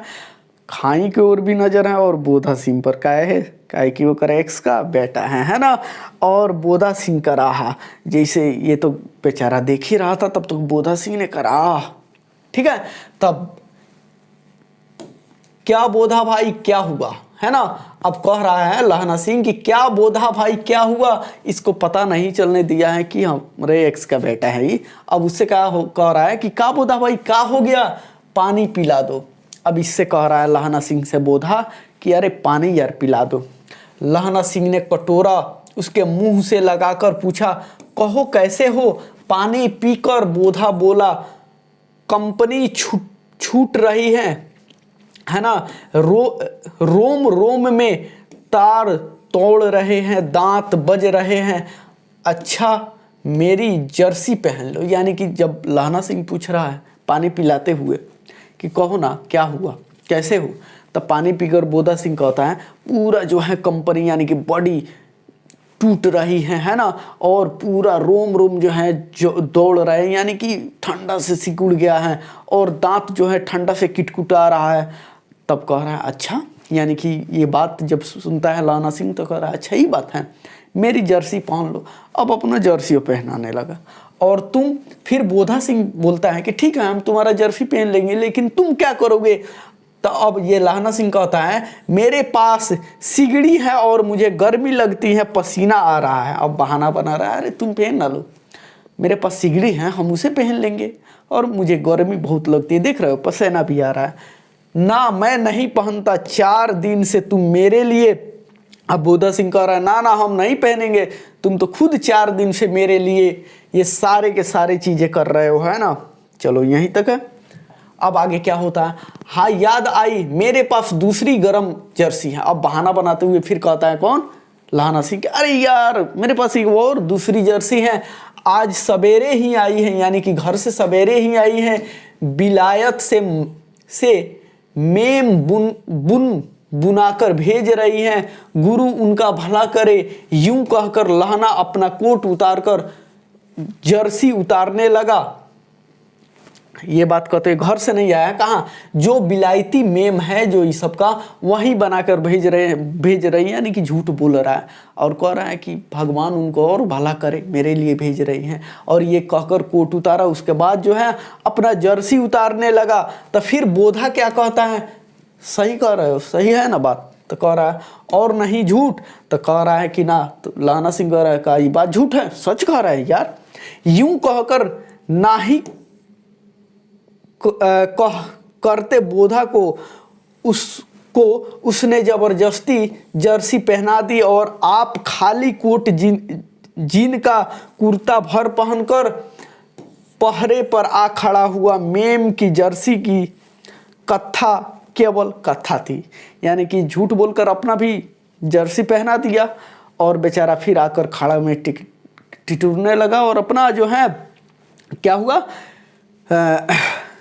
खाड़ी के लिए खड़ा हो गया, पहनकर खड़ा हो गया खाड़ी में अपने ड्यूटी के लिए। और जो ये मेम वाली बात थी कि मेम जो है स्वेटर बना के भेज रही हैं, वो तो सिर्फ खाता था, फेक बात था, खाली बोधा सिंह को पहनाने के लिए, है ना। आधा घंटा बीता, इतने में खाई के मुंह से आवाज आई, सूबेदार हाजरा सिंह। सूबेदार हाजरा सिंह कौन है?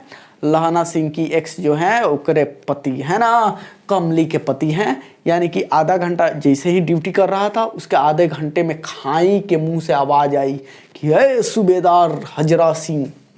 कौन? पलटन साहब।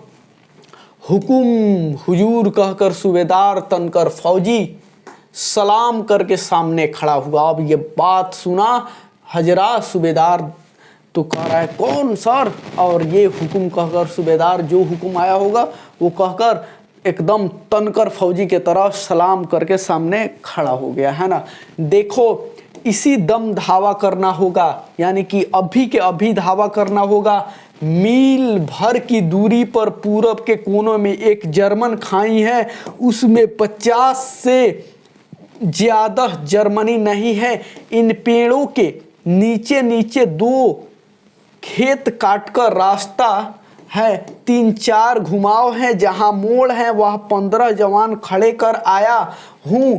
तुम यहां 10 आदमी छोड़कर सबको साथ ले मिलो। खंदक छीनकर वहीं सब तक दूसरा हुक्म ना मिले, डटे रहो, हम यहाँ रहेंगे। यानी कि ये जो सूबेदार हजरा सिंह है, इससे जो मेन मेजर है, उसने कहा कब आधी रात को ये सारे काम होने का बाद जर्सियाँ पहना रहा था, उसके पहनाने के आधे घंटे बाद सूबेदार सिंह को थी आवाज़ दिया कि और सब बात बताया कि एक काम करो कि लगभग ज़्यादा से ज़्यादा जो है ना आधा क्या बोला जाता है कि कुछ मील पर जो है जर्मनी सैनिक खाई में पड़े हैं और जो है ना 50 को से ज़्यादा नहीं है। हमने ज़मीन के नीचे नीचे खाई बनाए हैं लोग और 4 गो मोड़ है। हमने और सारे मोड़ों पर पूरा का पूरा सैनिक तैनात कर दिया है। तुम क्या करो कि सिर्फ यहाँ पे 10 सैनिक छोड़ दो और बाकी सैनिक लेकर वहाँ पे चले जाओ, है ना, और जो है हम यहाँ रहेंगे। फिर ये कह रहा है कौन? सूबेदार जी कह रहे हैं हजरा सिंह कि जी हुजूर, जो हुक्म आपका। चुपचाप सब तैयार हो गए। बोधा भी कंबल उतारकर चलने लगा। तब लहना सिंह ने उसे रोका। लहना सिंह आगे हुआ तो बोधा के बाप सूबेदार ने उंगली से बोधा की ओर इशारा किया। लहना सिंह समझ कर चुप हो गया। यानी कि लहना सिंह आगे बढ़ गया, बोधा को कह करके तुम कहाँ जा रहे हो, तुम्हारा तबीयत खराब है। तब तक बोधा सिंह के बाप लहना सिंह था ना, इसने भी अंगुली से इशारा किया कि अरे तुम रुक जाओ, तू भी मत जा, है ना। और उसके बाद जो है लहना सिंह के भी तरफ इशारा किया कि अरे तू रुकना, हमारा बेटवा बीमार है, तू ही ना सेवा करता है, यहीं रुक जा। उसके बाद क्या होता है कि पीछे 10 आदमी कौन रहे इस पर खड़ी हुज्म हुई। कोई रहना न चाहता, है ना, चाहता था, यानी कि वहां पे कोई लोग 1 मिनट रहना नहीं चाहता था। उन्हीं लोगों में हुज्म होने लगी कि हम चलेंगे, लेकिन उसमें से कोई यहाँ नहीं रहना चाहता था कि अरे हम भी लड़ने चलेंगे, हम भी चलेंगे, है ना। हुज्म होने लगा। अब समझा बुझाकर सूबेदार ने मार्च निकाला और बोला अरे भाई 10 आदमी को यहाँ रहना, समझो हमारा बात, कम से कम यहाँ पे भी रहना होगा ना। समझाया बुझाया और फिर लेकर चला गया, मार्च निकाला। पलटन साहब लहना की सिगड़ी के पास मुंह फेर कर खड़े हो गए और जेब से सिगरेट निकालकर सुलगाने लगे। 10 मिनट बाद उन्होंने लहना की ओर हाथ बढ़ाकर कहा, लो तुम भी पियो।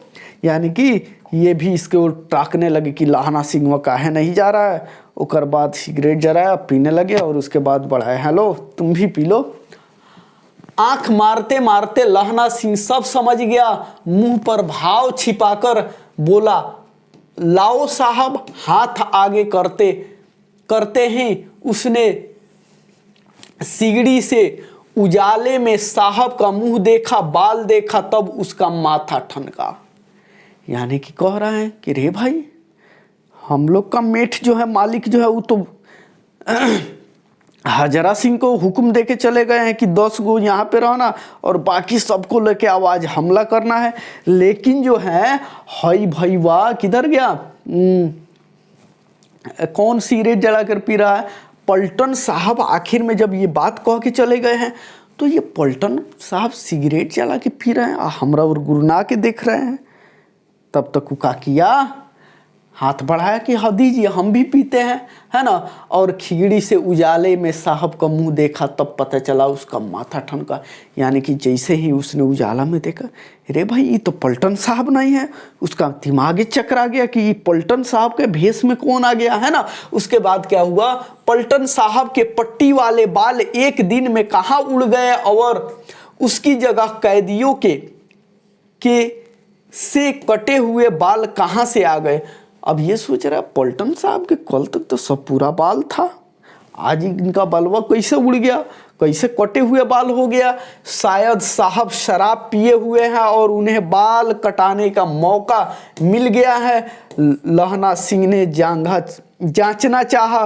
पलटन साहब 5 वर्ष से उनकी रेजिमेंट में थे। अब ये सारे बात सोच रहे हैं कि दारू पिए थे इसलिए उनका बलवा कटवा गया क्या हुआ क्या नहीं हुआ। 5 साल से वो हम लोगों के साथ हैं, लेकिन ऐसा करतूत कभी हमारा सामने नहीं किया है। यही सब बात सोचने लगा लहना सिंह, है ना। क्यों साहब, हम लोग हिंदुस्तान कब जाएंगे? अब ये पूछता है, ए साहब हम लोग हिंदुस्तान कब जाएंगे, लड़ाई खत्म होने पर? क्यों, क्या यह देश पसंद नहीं? और तब ये भाई साहब कह रहे हैं, है ना, कि क्यों ये देश पसंद नहीं है कि लड़ाई, है ना, कि लड़ाई खत्म होने पर जाएंगे? लहना सिंह पूछ रहा है, तो वो जो है वो कह रहा है कि क्यों यह देश जो है पसंद नहीं है? नहीं साहब, अब लहना सिंह कह रहा है, नहीं साहब, शिकार के वे मजे यहाँ कहाँ याद है। पारसाल नकली लड़ाई के पीछे हम आप जगाधरी जिले में शिकार करने गए थे। हाँ, वहीं जब आप खेतों पे सवार थे और आपका खानसामा अब्दुल्ला रास्ते के एक मंदिर में जल चढ़ाने को कह रहा था। यानी कि अब ये सारे बात कह के जांच रहा है कि रे यही सूबेदार एथी हैं, क्या बोला जाता है इनका नाम, रेजिमेंट में रह रहे हैं, यानी कि यही पलटन साहब हैं कि नहीं। अब ये जांचने के लिए उनसे पूछ रहा है कि ए पलटन जी, ए साहब, हम लोग हिंदुस्तान कब जाएंगे, लड़ाई खत्म हो जाएगा तब? तो उका बोल रहा है, का ये देश तुम लोगों को पसंद नहीं है? तो कह रहा है, ना ऐसा बात नहीं है, लेकिन जो शिकार का मजा है ना, वो सारा मजा नहीं आ रहा है। खाली जांचने के लिए सारे बातें पूछ रहा है ना। बेशक पाजी कहीं का सामने से यह नीलगाय निकली कि ऐसी बड़ी मैंने कभी न देखी थी, और आपकी एक गोली कंधे में लगी और बूढ़े में निकली। ऐसे अफसर के साथ शिकार खेलने में मजा है। क्यों साहब, शिमले से तैयार होकर उस नीलगाय का सिर आ गया था। आपने कहा था कि रेजिमेंट की मैस में लगाएंगे, है ना। हाँ, पर मैंने वह विलायत भेज दिया। अब ये सारा बात इससे पूछने लगा कि आपने रेजिमेंट में लगाने वाले थे। तब कह रहा है कि हाँ, पलटन साहब का कह रहा है कि हाँ, कहने वाले थे, लगाने वाले थे, लेकिन उसको हमने विलायत भेज दिया। ऐसे बड़े बड़े सिंह दोंदा फुट के तो होंगे। हाँ, लहना सिंह का हाँ, 2 फुट 4 इंच के थे। तुमने सिगरेट नहीं पिया?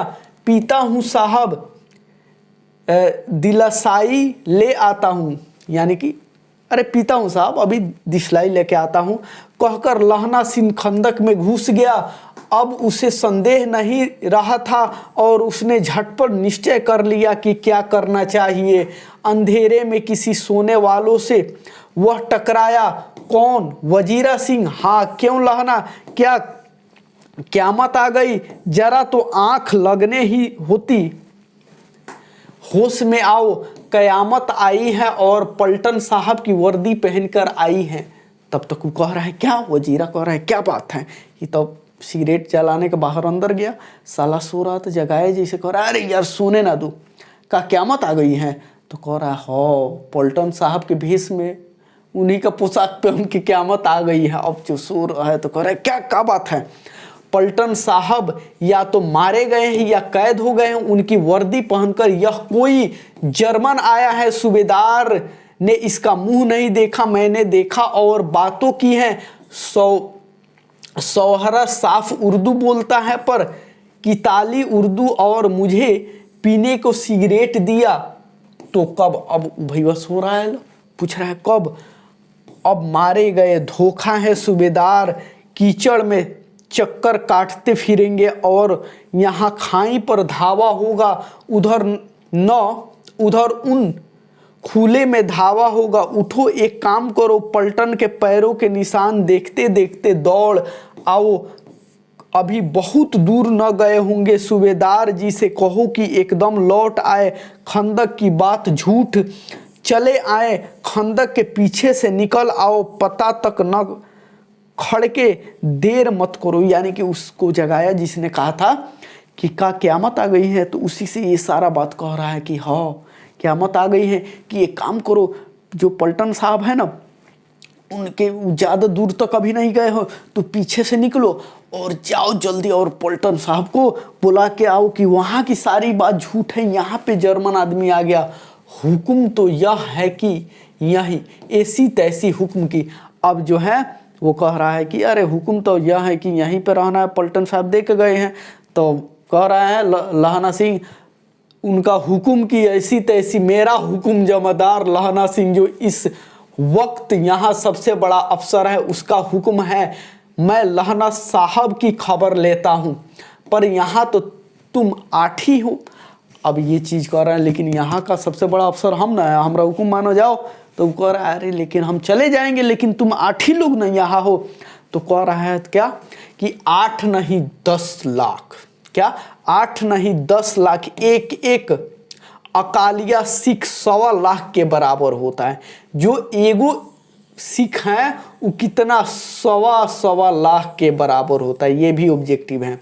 लहना सिंह ने क्या कहा कि एक सिख 1.25 अकालियों पर बड़ा है, लोगों पर बड़ा है। चलो जाओ और तुम जल्दी जाओ, है ना। लौटकर खाई के मुहाने पर लहना सिंह दीवार से चिपक गया। उसने देखा कि पलटन साहब ने जेब से बेल के बराबर 3 गोले निकले। बाप रे, 3 गोले। तीनों को जगह जगह बंदक की दीवारों में घुसेट दिया और तीनों में एक तार सा बांध दिया। तार के आगे सूत की एक गुत्थी थी जिसे सिगड़ी के पास रखा। बाहर की तरह एक दिया सलाई जलाकर पथरी पर रखने ही वाला था, है ना। यानी कि वो जो आया था पलटन साहब के भेष में, वो 3 गो बंदूक लाया था और 3 जगह रख के तीनों के तरवा एक जगह जोड़ दिया और उसमें वो क्या दिया सलाई से गुथली करने वाला था। बिजली के तरह दोनों हाथों से उल्टी बंदूक को उठाकर लहना सिंह ने साहब की कुहनी पर तान कर दे मारा। यानी कि ये बात देखा कि भैया तो 3 को कच्ची कच्ची बेल जैसन लाया है, वो लगा दिया है, तीनों के तरवा एक के जगह ला रहा है, तब तो पूरा शक हो गया। उसने क्या किया कि बंदूक को उठाया, है ना, उल्टी बंदूक किया जैसे ये मारो बंदूक है, और लहना सिंह ने साहब के कुहनी पर तान कर मारा। ये केहनी है ना।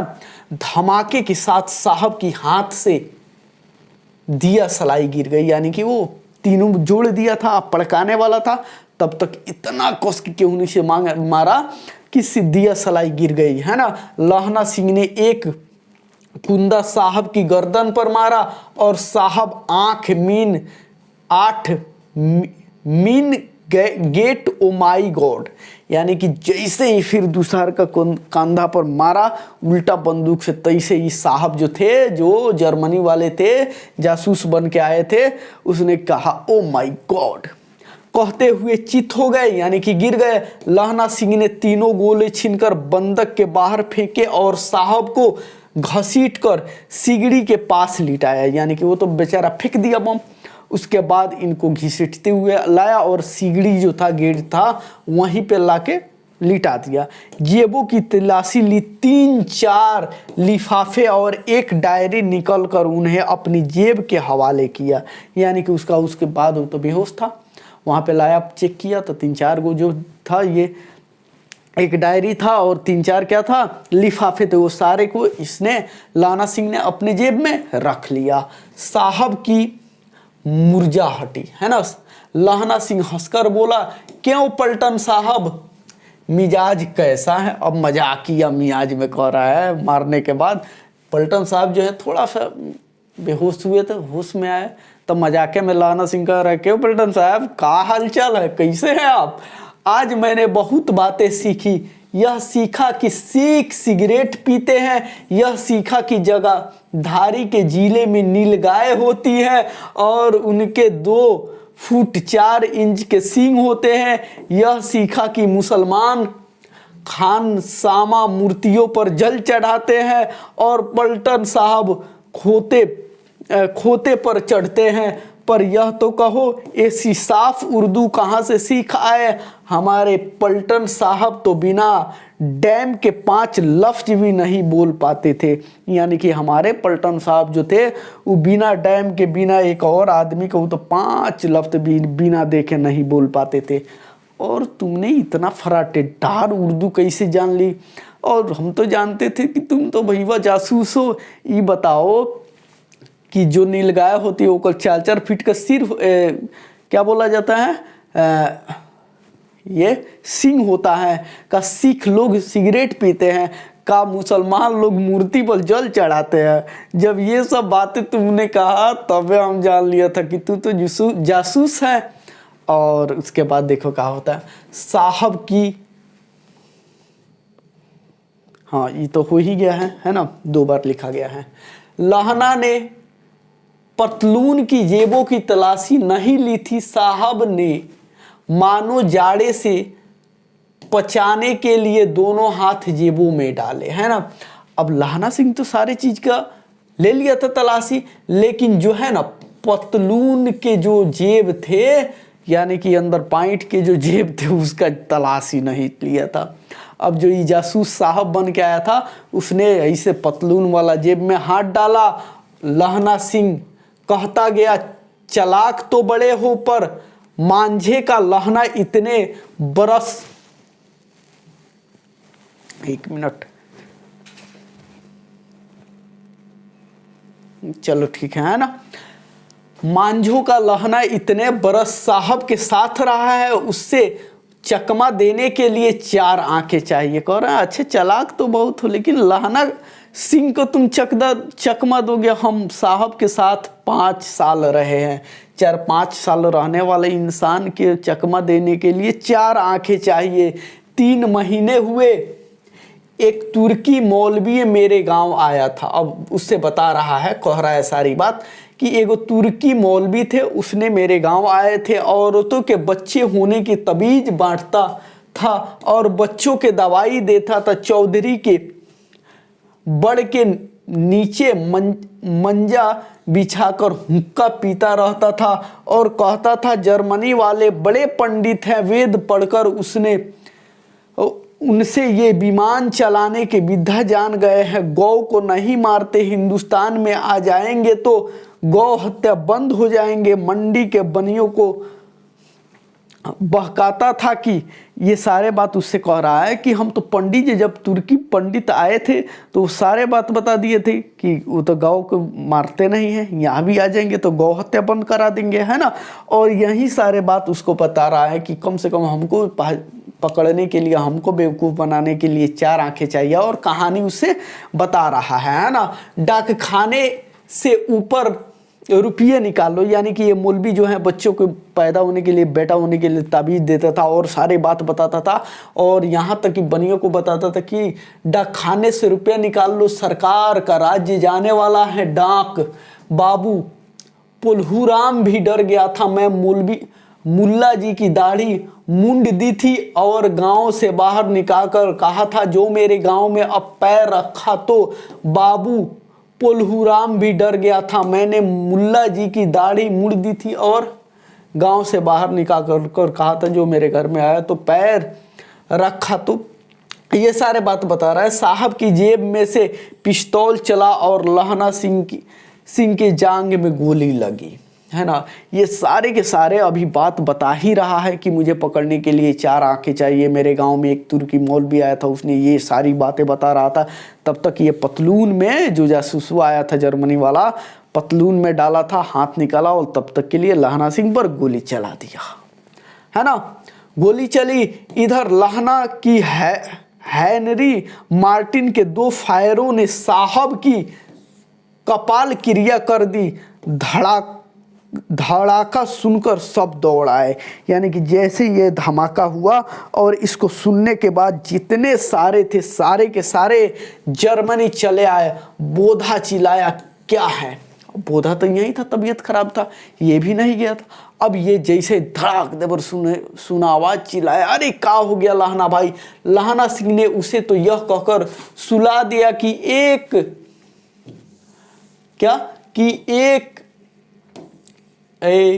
सुला दिया कि एक हड़का हुआ है, कुत्ता आया है, मार दिया। लहना सिंह जब बोला तो लहना सिंह, बोधा ने चिल्लाया, क्या हुआ? तो लहना सिंह ने कहा, अरे ऐसा कोई बात नहीं, एगो कुत्ता आया था, उसी को हमने मार दिया, और वो बेचारा उसको आया था, उसी को हमने मार दिया, है ना। औरों से सब हाल कह दिया, सब बंदूक लेकर तैयार हो गए। और इससे तो कह दिया इसका तबीयत खराब है, लेकिन और सबसे कह दिया कि सारे के सारे लोग बंदूक लेकर तैयार हो जाओ। लहना ने साफा फाड़कर घाव की दोनों तरफ पटिया कसकर बांधी। घाव मांस में ही था, पटियों के कसने से लहू निकलना बंद हो गया, यानी कि जो गोली लगा था इसको वो मांस में ही लगा था। उसने पट्टी बांधी जिससे खून निकलना का हुआ बंद हो गया था। उतने में अफसल जर्मनी चिल्लाकर खाई में घुस पड़े। सिखों की बंदूकों की बाढ़ ने पहले धावे को रोका, दूसरे को रोका, पर यहाँ से 8 लहना सिंह तक कर मार रहा था। वह खड़ा था और लेटे हुए थे, और वे अस्तर अपने मुर्दों भाइयों के शरीर पर चढ़कर जर्मन आगे घुसे आते। थोड़े से मिनटों में वे अचानक आवाज आई, वाह गुरुजी की फतह। इधर 8 थे, उधर ये सारे काम हुआ, इधर से 8 होकर मार रहा था, और उधर से जर्मनी वाले भी मरे हुए अपने सैनिकों के बॉडी पर चढ़ के आगे बढ़ते हुए आ रहे थे। और उसके बाद उधर से क्या आवाज आई कि वाह गुरुजी की क्या हो गई? फतह हो गई, यानी कि जीत हो गई।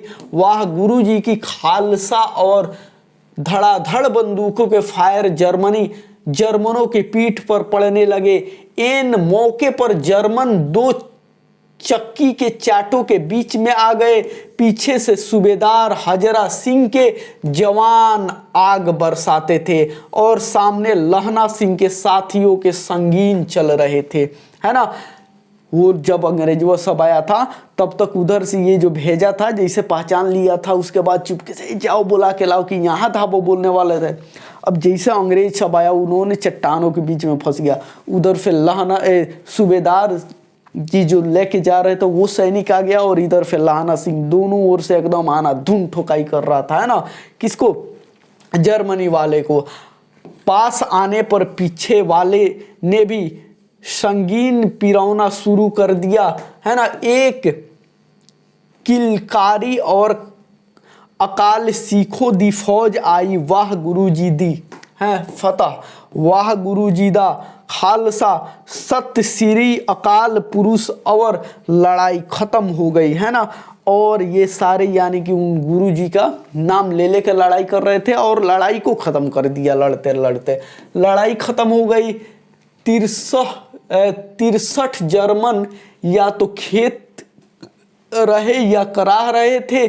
सिखों में 15 के प्राण, सूबेदार के दाहिने कंधे में भी गोली आर पार निकल गई।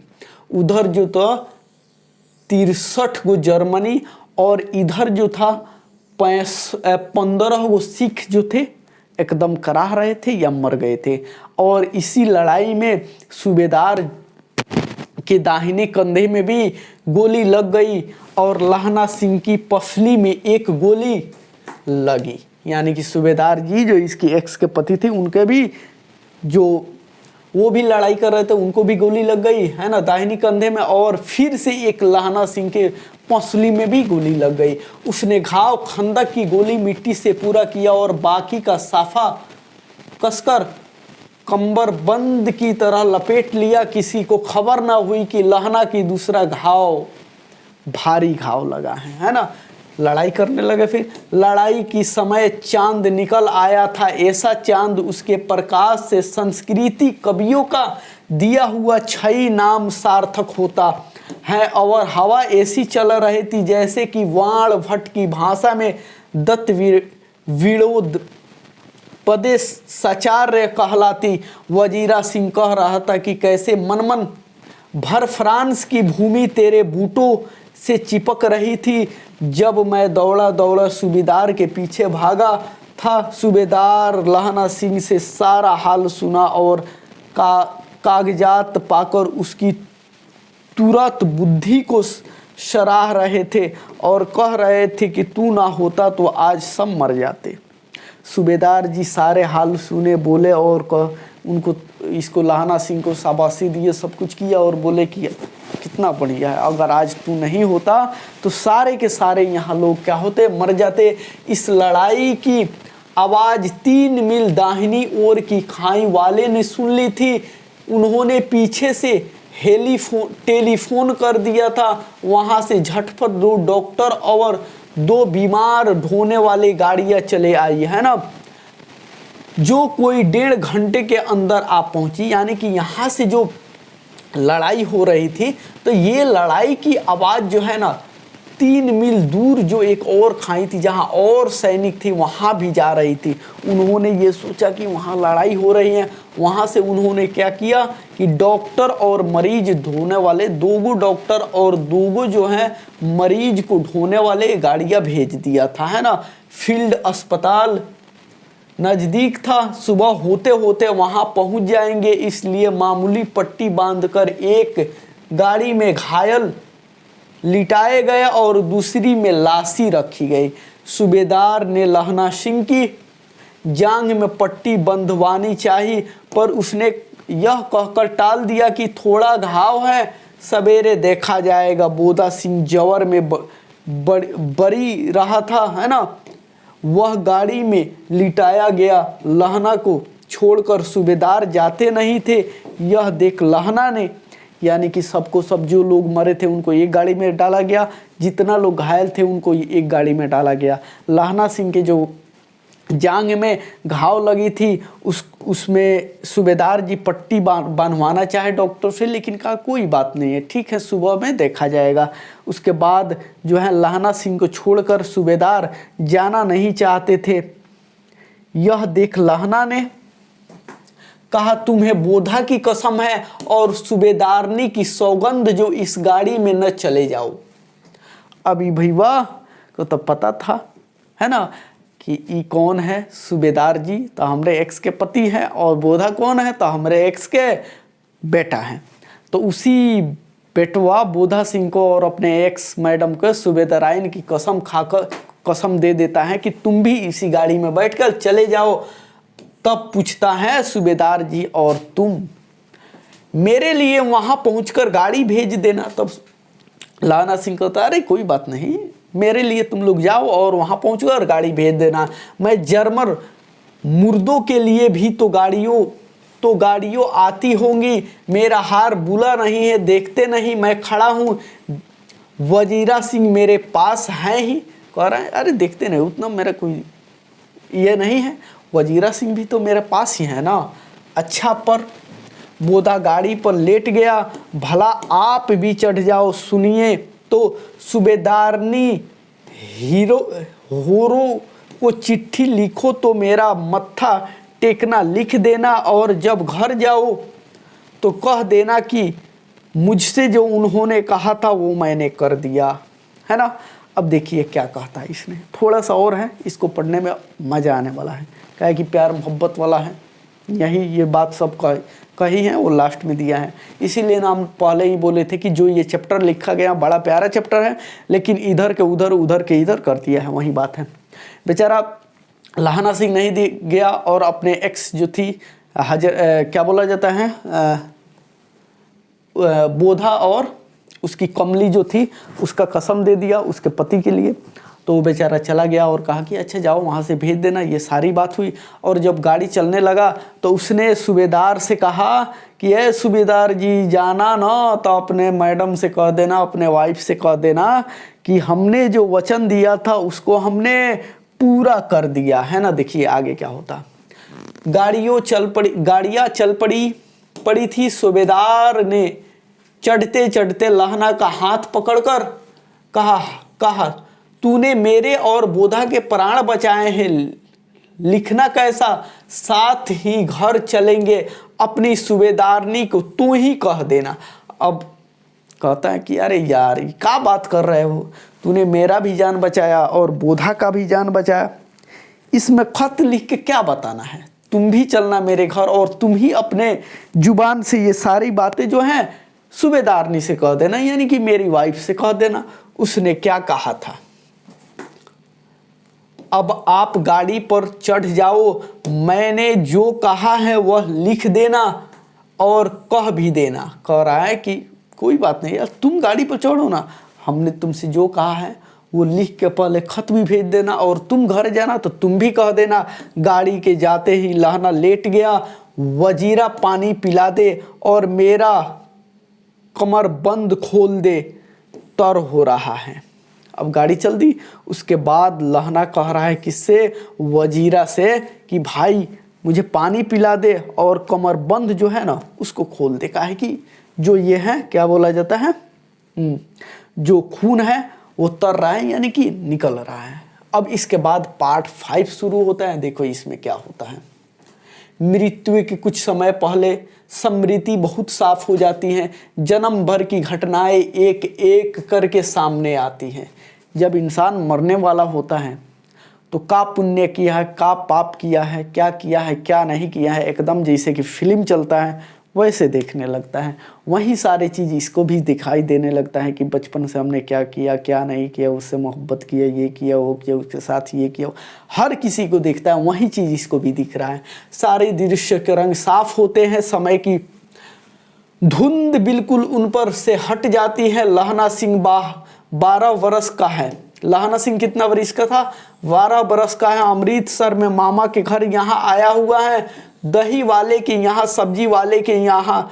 कहीं उसे एक 8 साल की लड़की मिल जाती है। जब वह पूछता है तेरी कुरमाई हो गई, तब धत कहकर वह भाग जाती है। एक दिन उसने वैसे ही पूछा तो उसने कहा हाँ हो कल हो गई।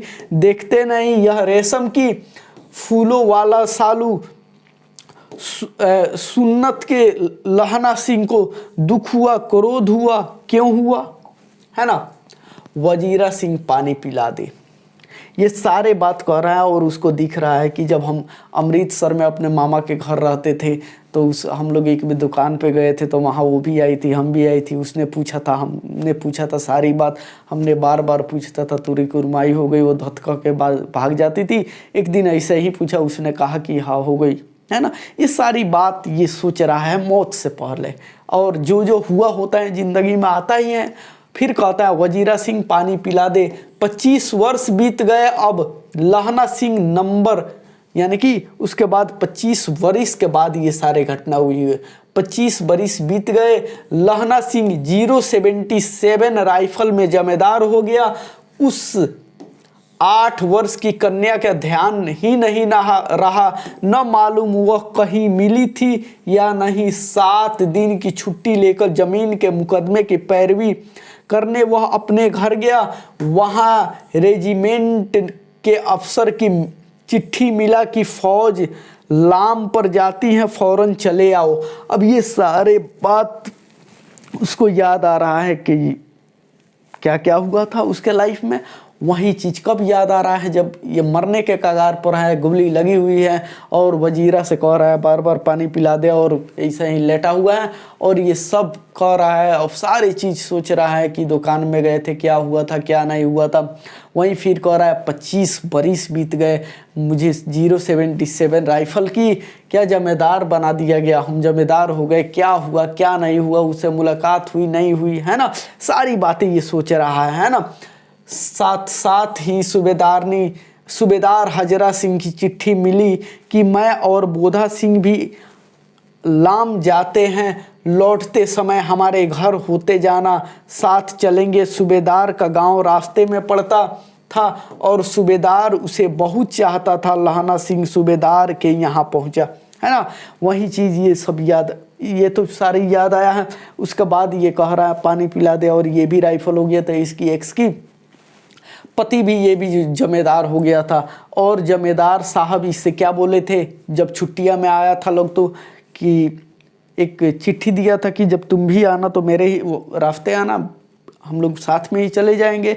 तब तक ये छुट्टियां अभी बीती ही नहीं थी, तब तक जो है चिट्ठी आती है अफसर का कि जो लड़ाई है वो चरम सीमा पर है, तुम लोग छुट्टी छोड़ दो और जल्दी आओ। तो वहीं जो है क्या बोला जाता है, लहना सिंह सूबेदार लहना सिंह जो है क्या बोला जाता है, सूबेदार जी के यहाँ पहुँचता है। काहे कि एक ही रास्ता में घर होता है, तब तक मिल जाता है। जब चलने लगते हैं तो सूबेदार बड़े बेड़े में से निकल कर आया, है ना। बोला लहना सूबेदारनी तुमको जानती है, बुलाती है, जा मिल आ। अब क्या होता है, इसके यहाँ जाता है। अब चलने को जैसे तैयार होता है तो जो सूबेदार है वो कहता है लाना जाओ ना, मेरी घरवाली है, तुमको जानती है, जाके मिल के चले आओ। ये पीछे का बात इसको ये सारे बता रहा है ना। और इसको याद आ रहा है मरने के टाइम में, है ना। वही बुलाती है कि जाओ मिल आओ, तुमको जानती है। लहना सिंह भीतर पहुंचा। सूबेदारनी मुझे जानती है, कब से, के क्वार्टरों में से, तो कभी सूबेदार के घर के लोग रहे नहीं। यानी कि कह रही है, ये कह रहा है कि तुम मुझे जानती हो, ऐसा बात नहीं है कि सूबेदार के घर के लोग कभी तो रहे नहीं। दरवाजे पर जाकर मत्था टेक कर कहा, असी सुनी। लहना सिंह चुप। मुझे पहचाना। फिर लहना कहता है कि ना, हम कहाँ पहचाने आपको, 2-3 पेज और है, पढ़ लिया जाए। तेरी कुरमाई हो गई धत कहकर, धत कल हो गई देखते नहीं। रेशमी बूटों वाला सालू अमृत सर में भावों की टकराहट से मुरझा खुली। करवट बदली, पसली का घाव बह निकला, है ना। वजीरा पानी पिला, उसने कहा। यानी कि इसी के रास्तों में उसका घर पड़ता था, तो ये गया तो ये तो नहीं पहचानता था। अब चलने के टाइम में कहा कि जाओ ना लहना, तुमसे मेरी वाइफ तुमको जानती है, तुमसे मिलना चाहती है। तो वहीं गया और पूछी कि तुम मुझे पहचानते हो, तो ये कह रहा है नहीं, हम आपको नहीं पहचानते हैं। तो वहीं बतिया याद दिला रही हैं कि वहाँ दुकानों पे मिले थे और आप बोल रहे थे कि तेरी कुरमाई हो गई, और यही सब कह रहा है, सोच रहा है। और फिर क्या कह रहा है कि वजीरा पानी पिला दे। उसके बाद देखो क्या होता है, स्वप्न चल रहा है, ऐसा फील हो रहा है जैसे सपना देख रहा है। सूबेदारनी कह रही है, मैंने तेरे को आते ही पहचान लिया। एक काम कहती हूँ, मेरे तो भाग फूट गए हैं। सरकार ने बहादुरी का खिताब दिया है। सायलपुर में जमीन दी है, आज नमक हलाली का मौका आया है। पर सरकार ने हम तीमियों की घगरिया पलटन क्यों न बना दी, जो मैं सूबेदारनी के साथ चली जाती। एक बेटा है फौज में भर्ती हुए, उसे 1 ही वर्ष हुए, उसके पीछे 4 और हुए, पर एक भी नहीं जिया। सूबेदारनी रोने लगे, है ना। ये सारी बातें यही सोच रहा है और कह रहा है कि मुझे जब हमने 25 साल बाद सूबेदारनी से मिला तो ये सारी बात उन्होंने मेरे से कही थी कि मुझे 4 बेटा हुए, मुझे ज़मीन दिया है, हर चीज़ दिया है सरकार ने, लेकिन नमक हम लोग खाए हैं तो नमक हरामी तो नहीं करेंगे, नमक हलाल ही करना पड़ेगा। मेरा बेटा भी एक है, बोधा नाम है उसका, वो भी 1 साल से आर्मी में भर्ती है। और यही सारे बात कह रही कि अगर हम लोगों को भी मौका मिलता तो हम अपने बेटे को भेज देते, पति को भेज देते, हम ही चले जाते लड़ाई में, लेकिन ऐसा नहीं है। ये सारे बात किससे कह रही हैं? किससे? लहना सिंह से कह रही हैं और कहते हुए रोने लगी। ये सारी बात इसको याद आ रहा है ना। अब दोनों जाते हैं, मेरे भाग तुम्हें याद है। अब वही कह रही हैं, रोने लगी और कहती है अब दोनों जाते हैं, मेरे भाग देखो तुम्हें याद है, एक दिन टांगे वाले का घोड़ा दही वाले की दुकान के पास बिगड़ गया था, तुमने उस दिन मेरे प्राण बचाए थे। अब फिर कह रही है सूबेदार ने, तुमको याद है कि दही वाले की दुकान के पास टांगा जो था बिगड़ गया था और तुमने मेरा जान बचाए थे। आप घोड़े की लातों में चले गए थे और मुझे उठा कर के तख्ते पर खड़ा कर दिया था। ऐसे ही इन दोनों को बचाना यह मेरी भिक्षा है। अब याद दिला रही इमोशनल करके कि याद है ना जब टांगा बिगड़ा था तो तूने भले चला गया था टांगे के पास, लेकिन मुझे ऊपर बिठा दिया था। तुम वैसे ही इन दोनों को भी बचा लेना, ये मेरी भिक्षा है तुमसे। तुम्हारे आगे मैं आंचल फैलाती हूँ, और यही करके तुम्हारे आगे मैं आंचल फैलाती हूँ। रोती रोती सूबेदारनी ओबरी में चली गई, यानी कि घर में चली गई। लहना भी आंसू पोंछता हुआ बाहर आया। वजीरा सिंह पानी पिला, उसने कहा। फिर ये सारे बात सोच रहा है। उसके बाद ये भी बेचारा रोते हुए घर से बाहर आ गया। दोनों आ गए होंगे लड़ाई में। अब इतना बात इन्होंने फिर सोचा लहना सिंह मरने के वक्त, तो फिर कह रहा है कि वजीरा पानी पिला। लहना का यह सिर अपनी गोद में रखे वजीरा सिंह बैठा है। जब मांगता है तब पानी पिला देता है। आधे घंटे तक लहना चुप रहा, फिर बोला, कौन? कीरत सिंह, है ना। वजीरा ने कुछ समझकर कहा, हाँ भैया, मुझे और ऊंचा कर ले, अपने पट पर मेरा सिर रख ले, है ना। फिर कहा कि यार एक काम करो ना, मेरा जो सर है उसको अपने और जांग पे ऊपर रख लो, है ना। वजीरा सिंह ने वैसे ही किया। हाँ अब ठीक है, पानी पिला दे, बस अब के हाई में यह आम खूब लगेगा। अब कह रहा है कि, है ना, कि अपारी जो हाई है ना उसमें आम जो है खूब लगेगा। चाचा भतीजे दोनों यहीं बैठ कर आम खाना। जितना बड़ा तेरा भतीजा है उतना ही यह आम है। जिस महीने उसका जन्म हुआ था उसी महीने में इसे लगाया था। वजीरा सिंह के आंसू टप टप टपक रहे हैं। चलिए एक पेज और है। कुछ दिन पीछे लोगों ने अखबारों में पढ़ा, फ्रांस और बेल्जियम 68वीं सूची मैदान में घावी से मरा। कौन? नंबर 77 सिख राइफल जमादार लहना सिंह, है ना। बेचारा मर गया यहाँ पे।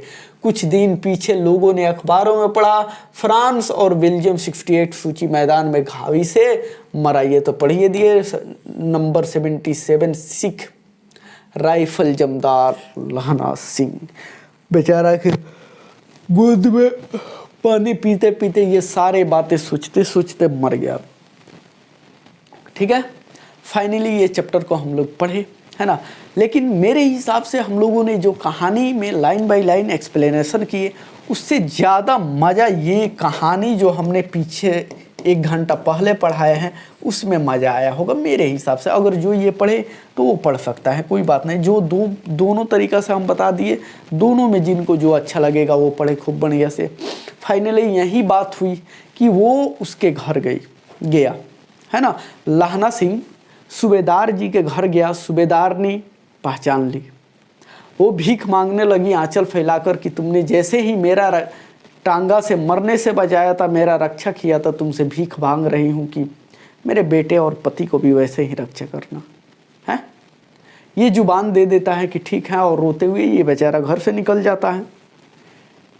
आखिर में एक तरीका से देखा जाए तो उसने जो वादा किया था उसको पूरा किया, और उसके पति से बोल भी दिया कि खत भी लिख देना और जाना तो बता भी देना कि जो हमने वादा किया था उसे पूरा किए।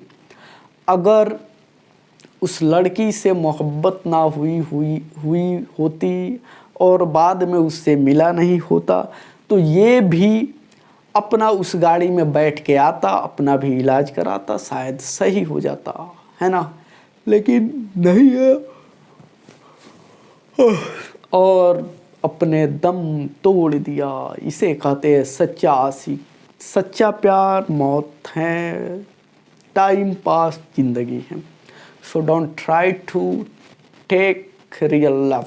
ओके, चलिए ठीक है, कल मिलते हैं हम लोग इसका सारे के सारे क्वेश्चन आंसर के साथ। ठीक है, तब तक के लिए जय हिंद।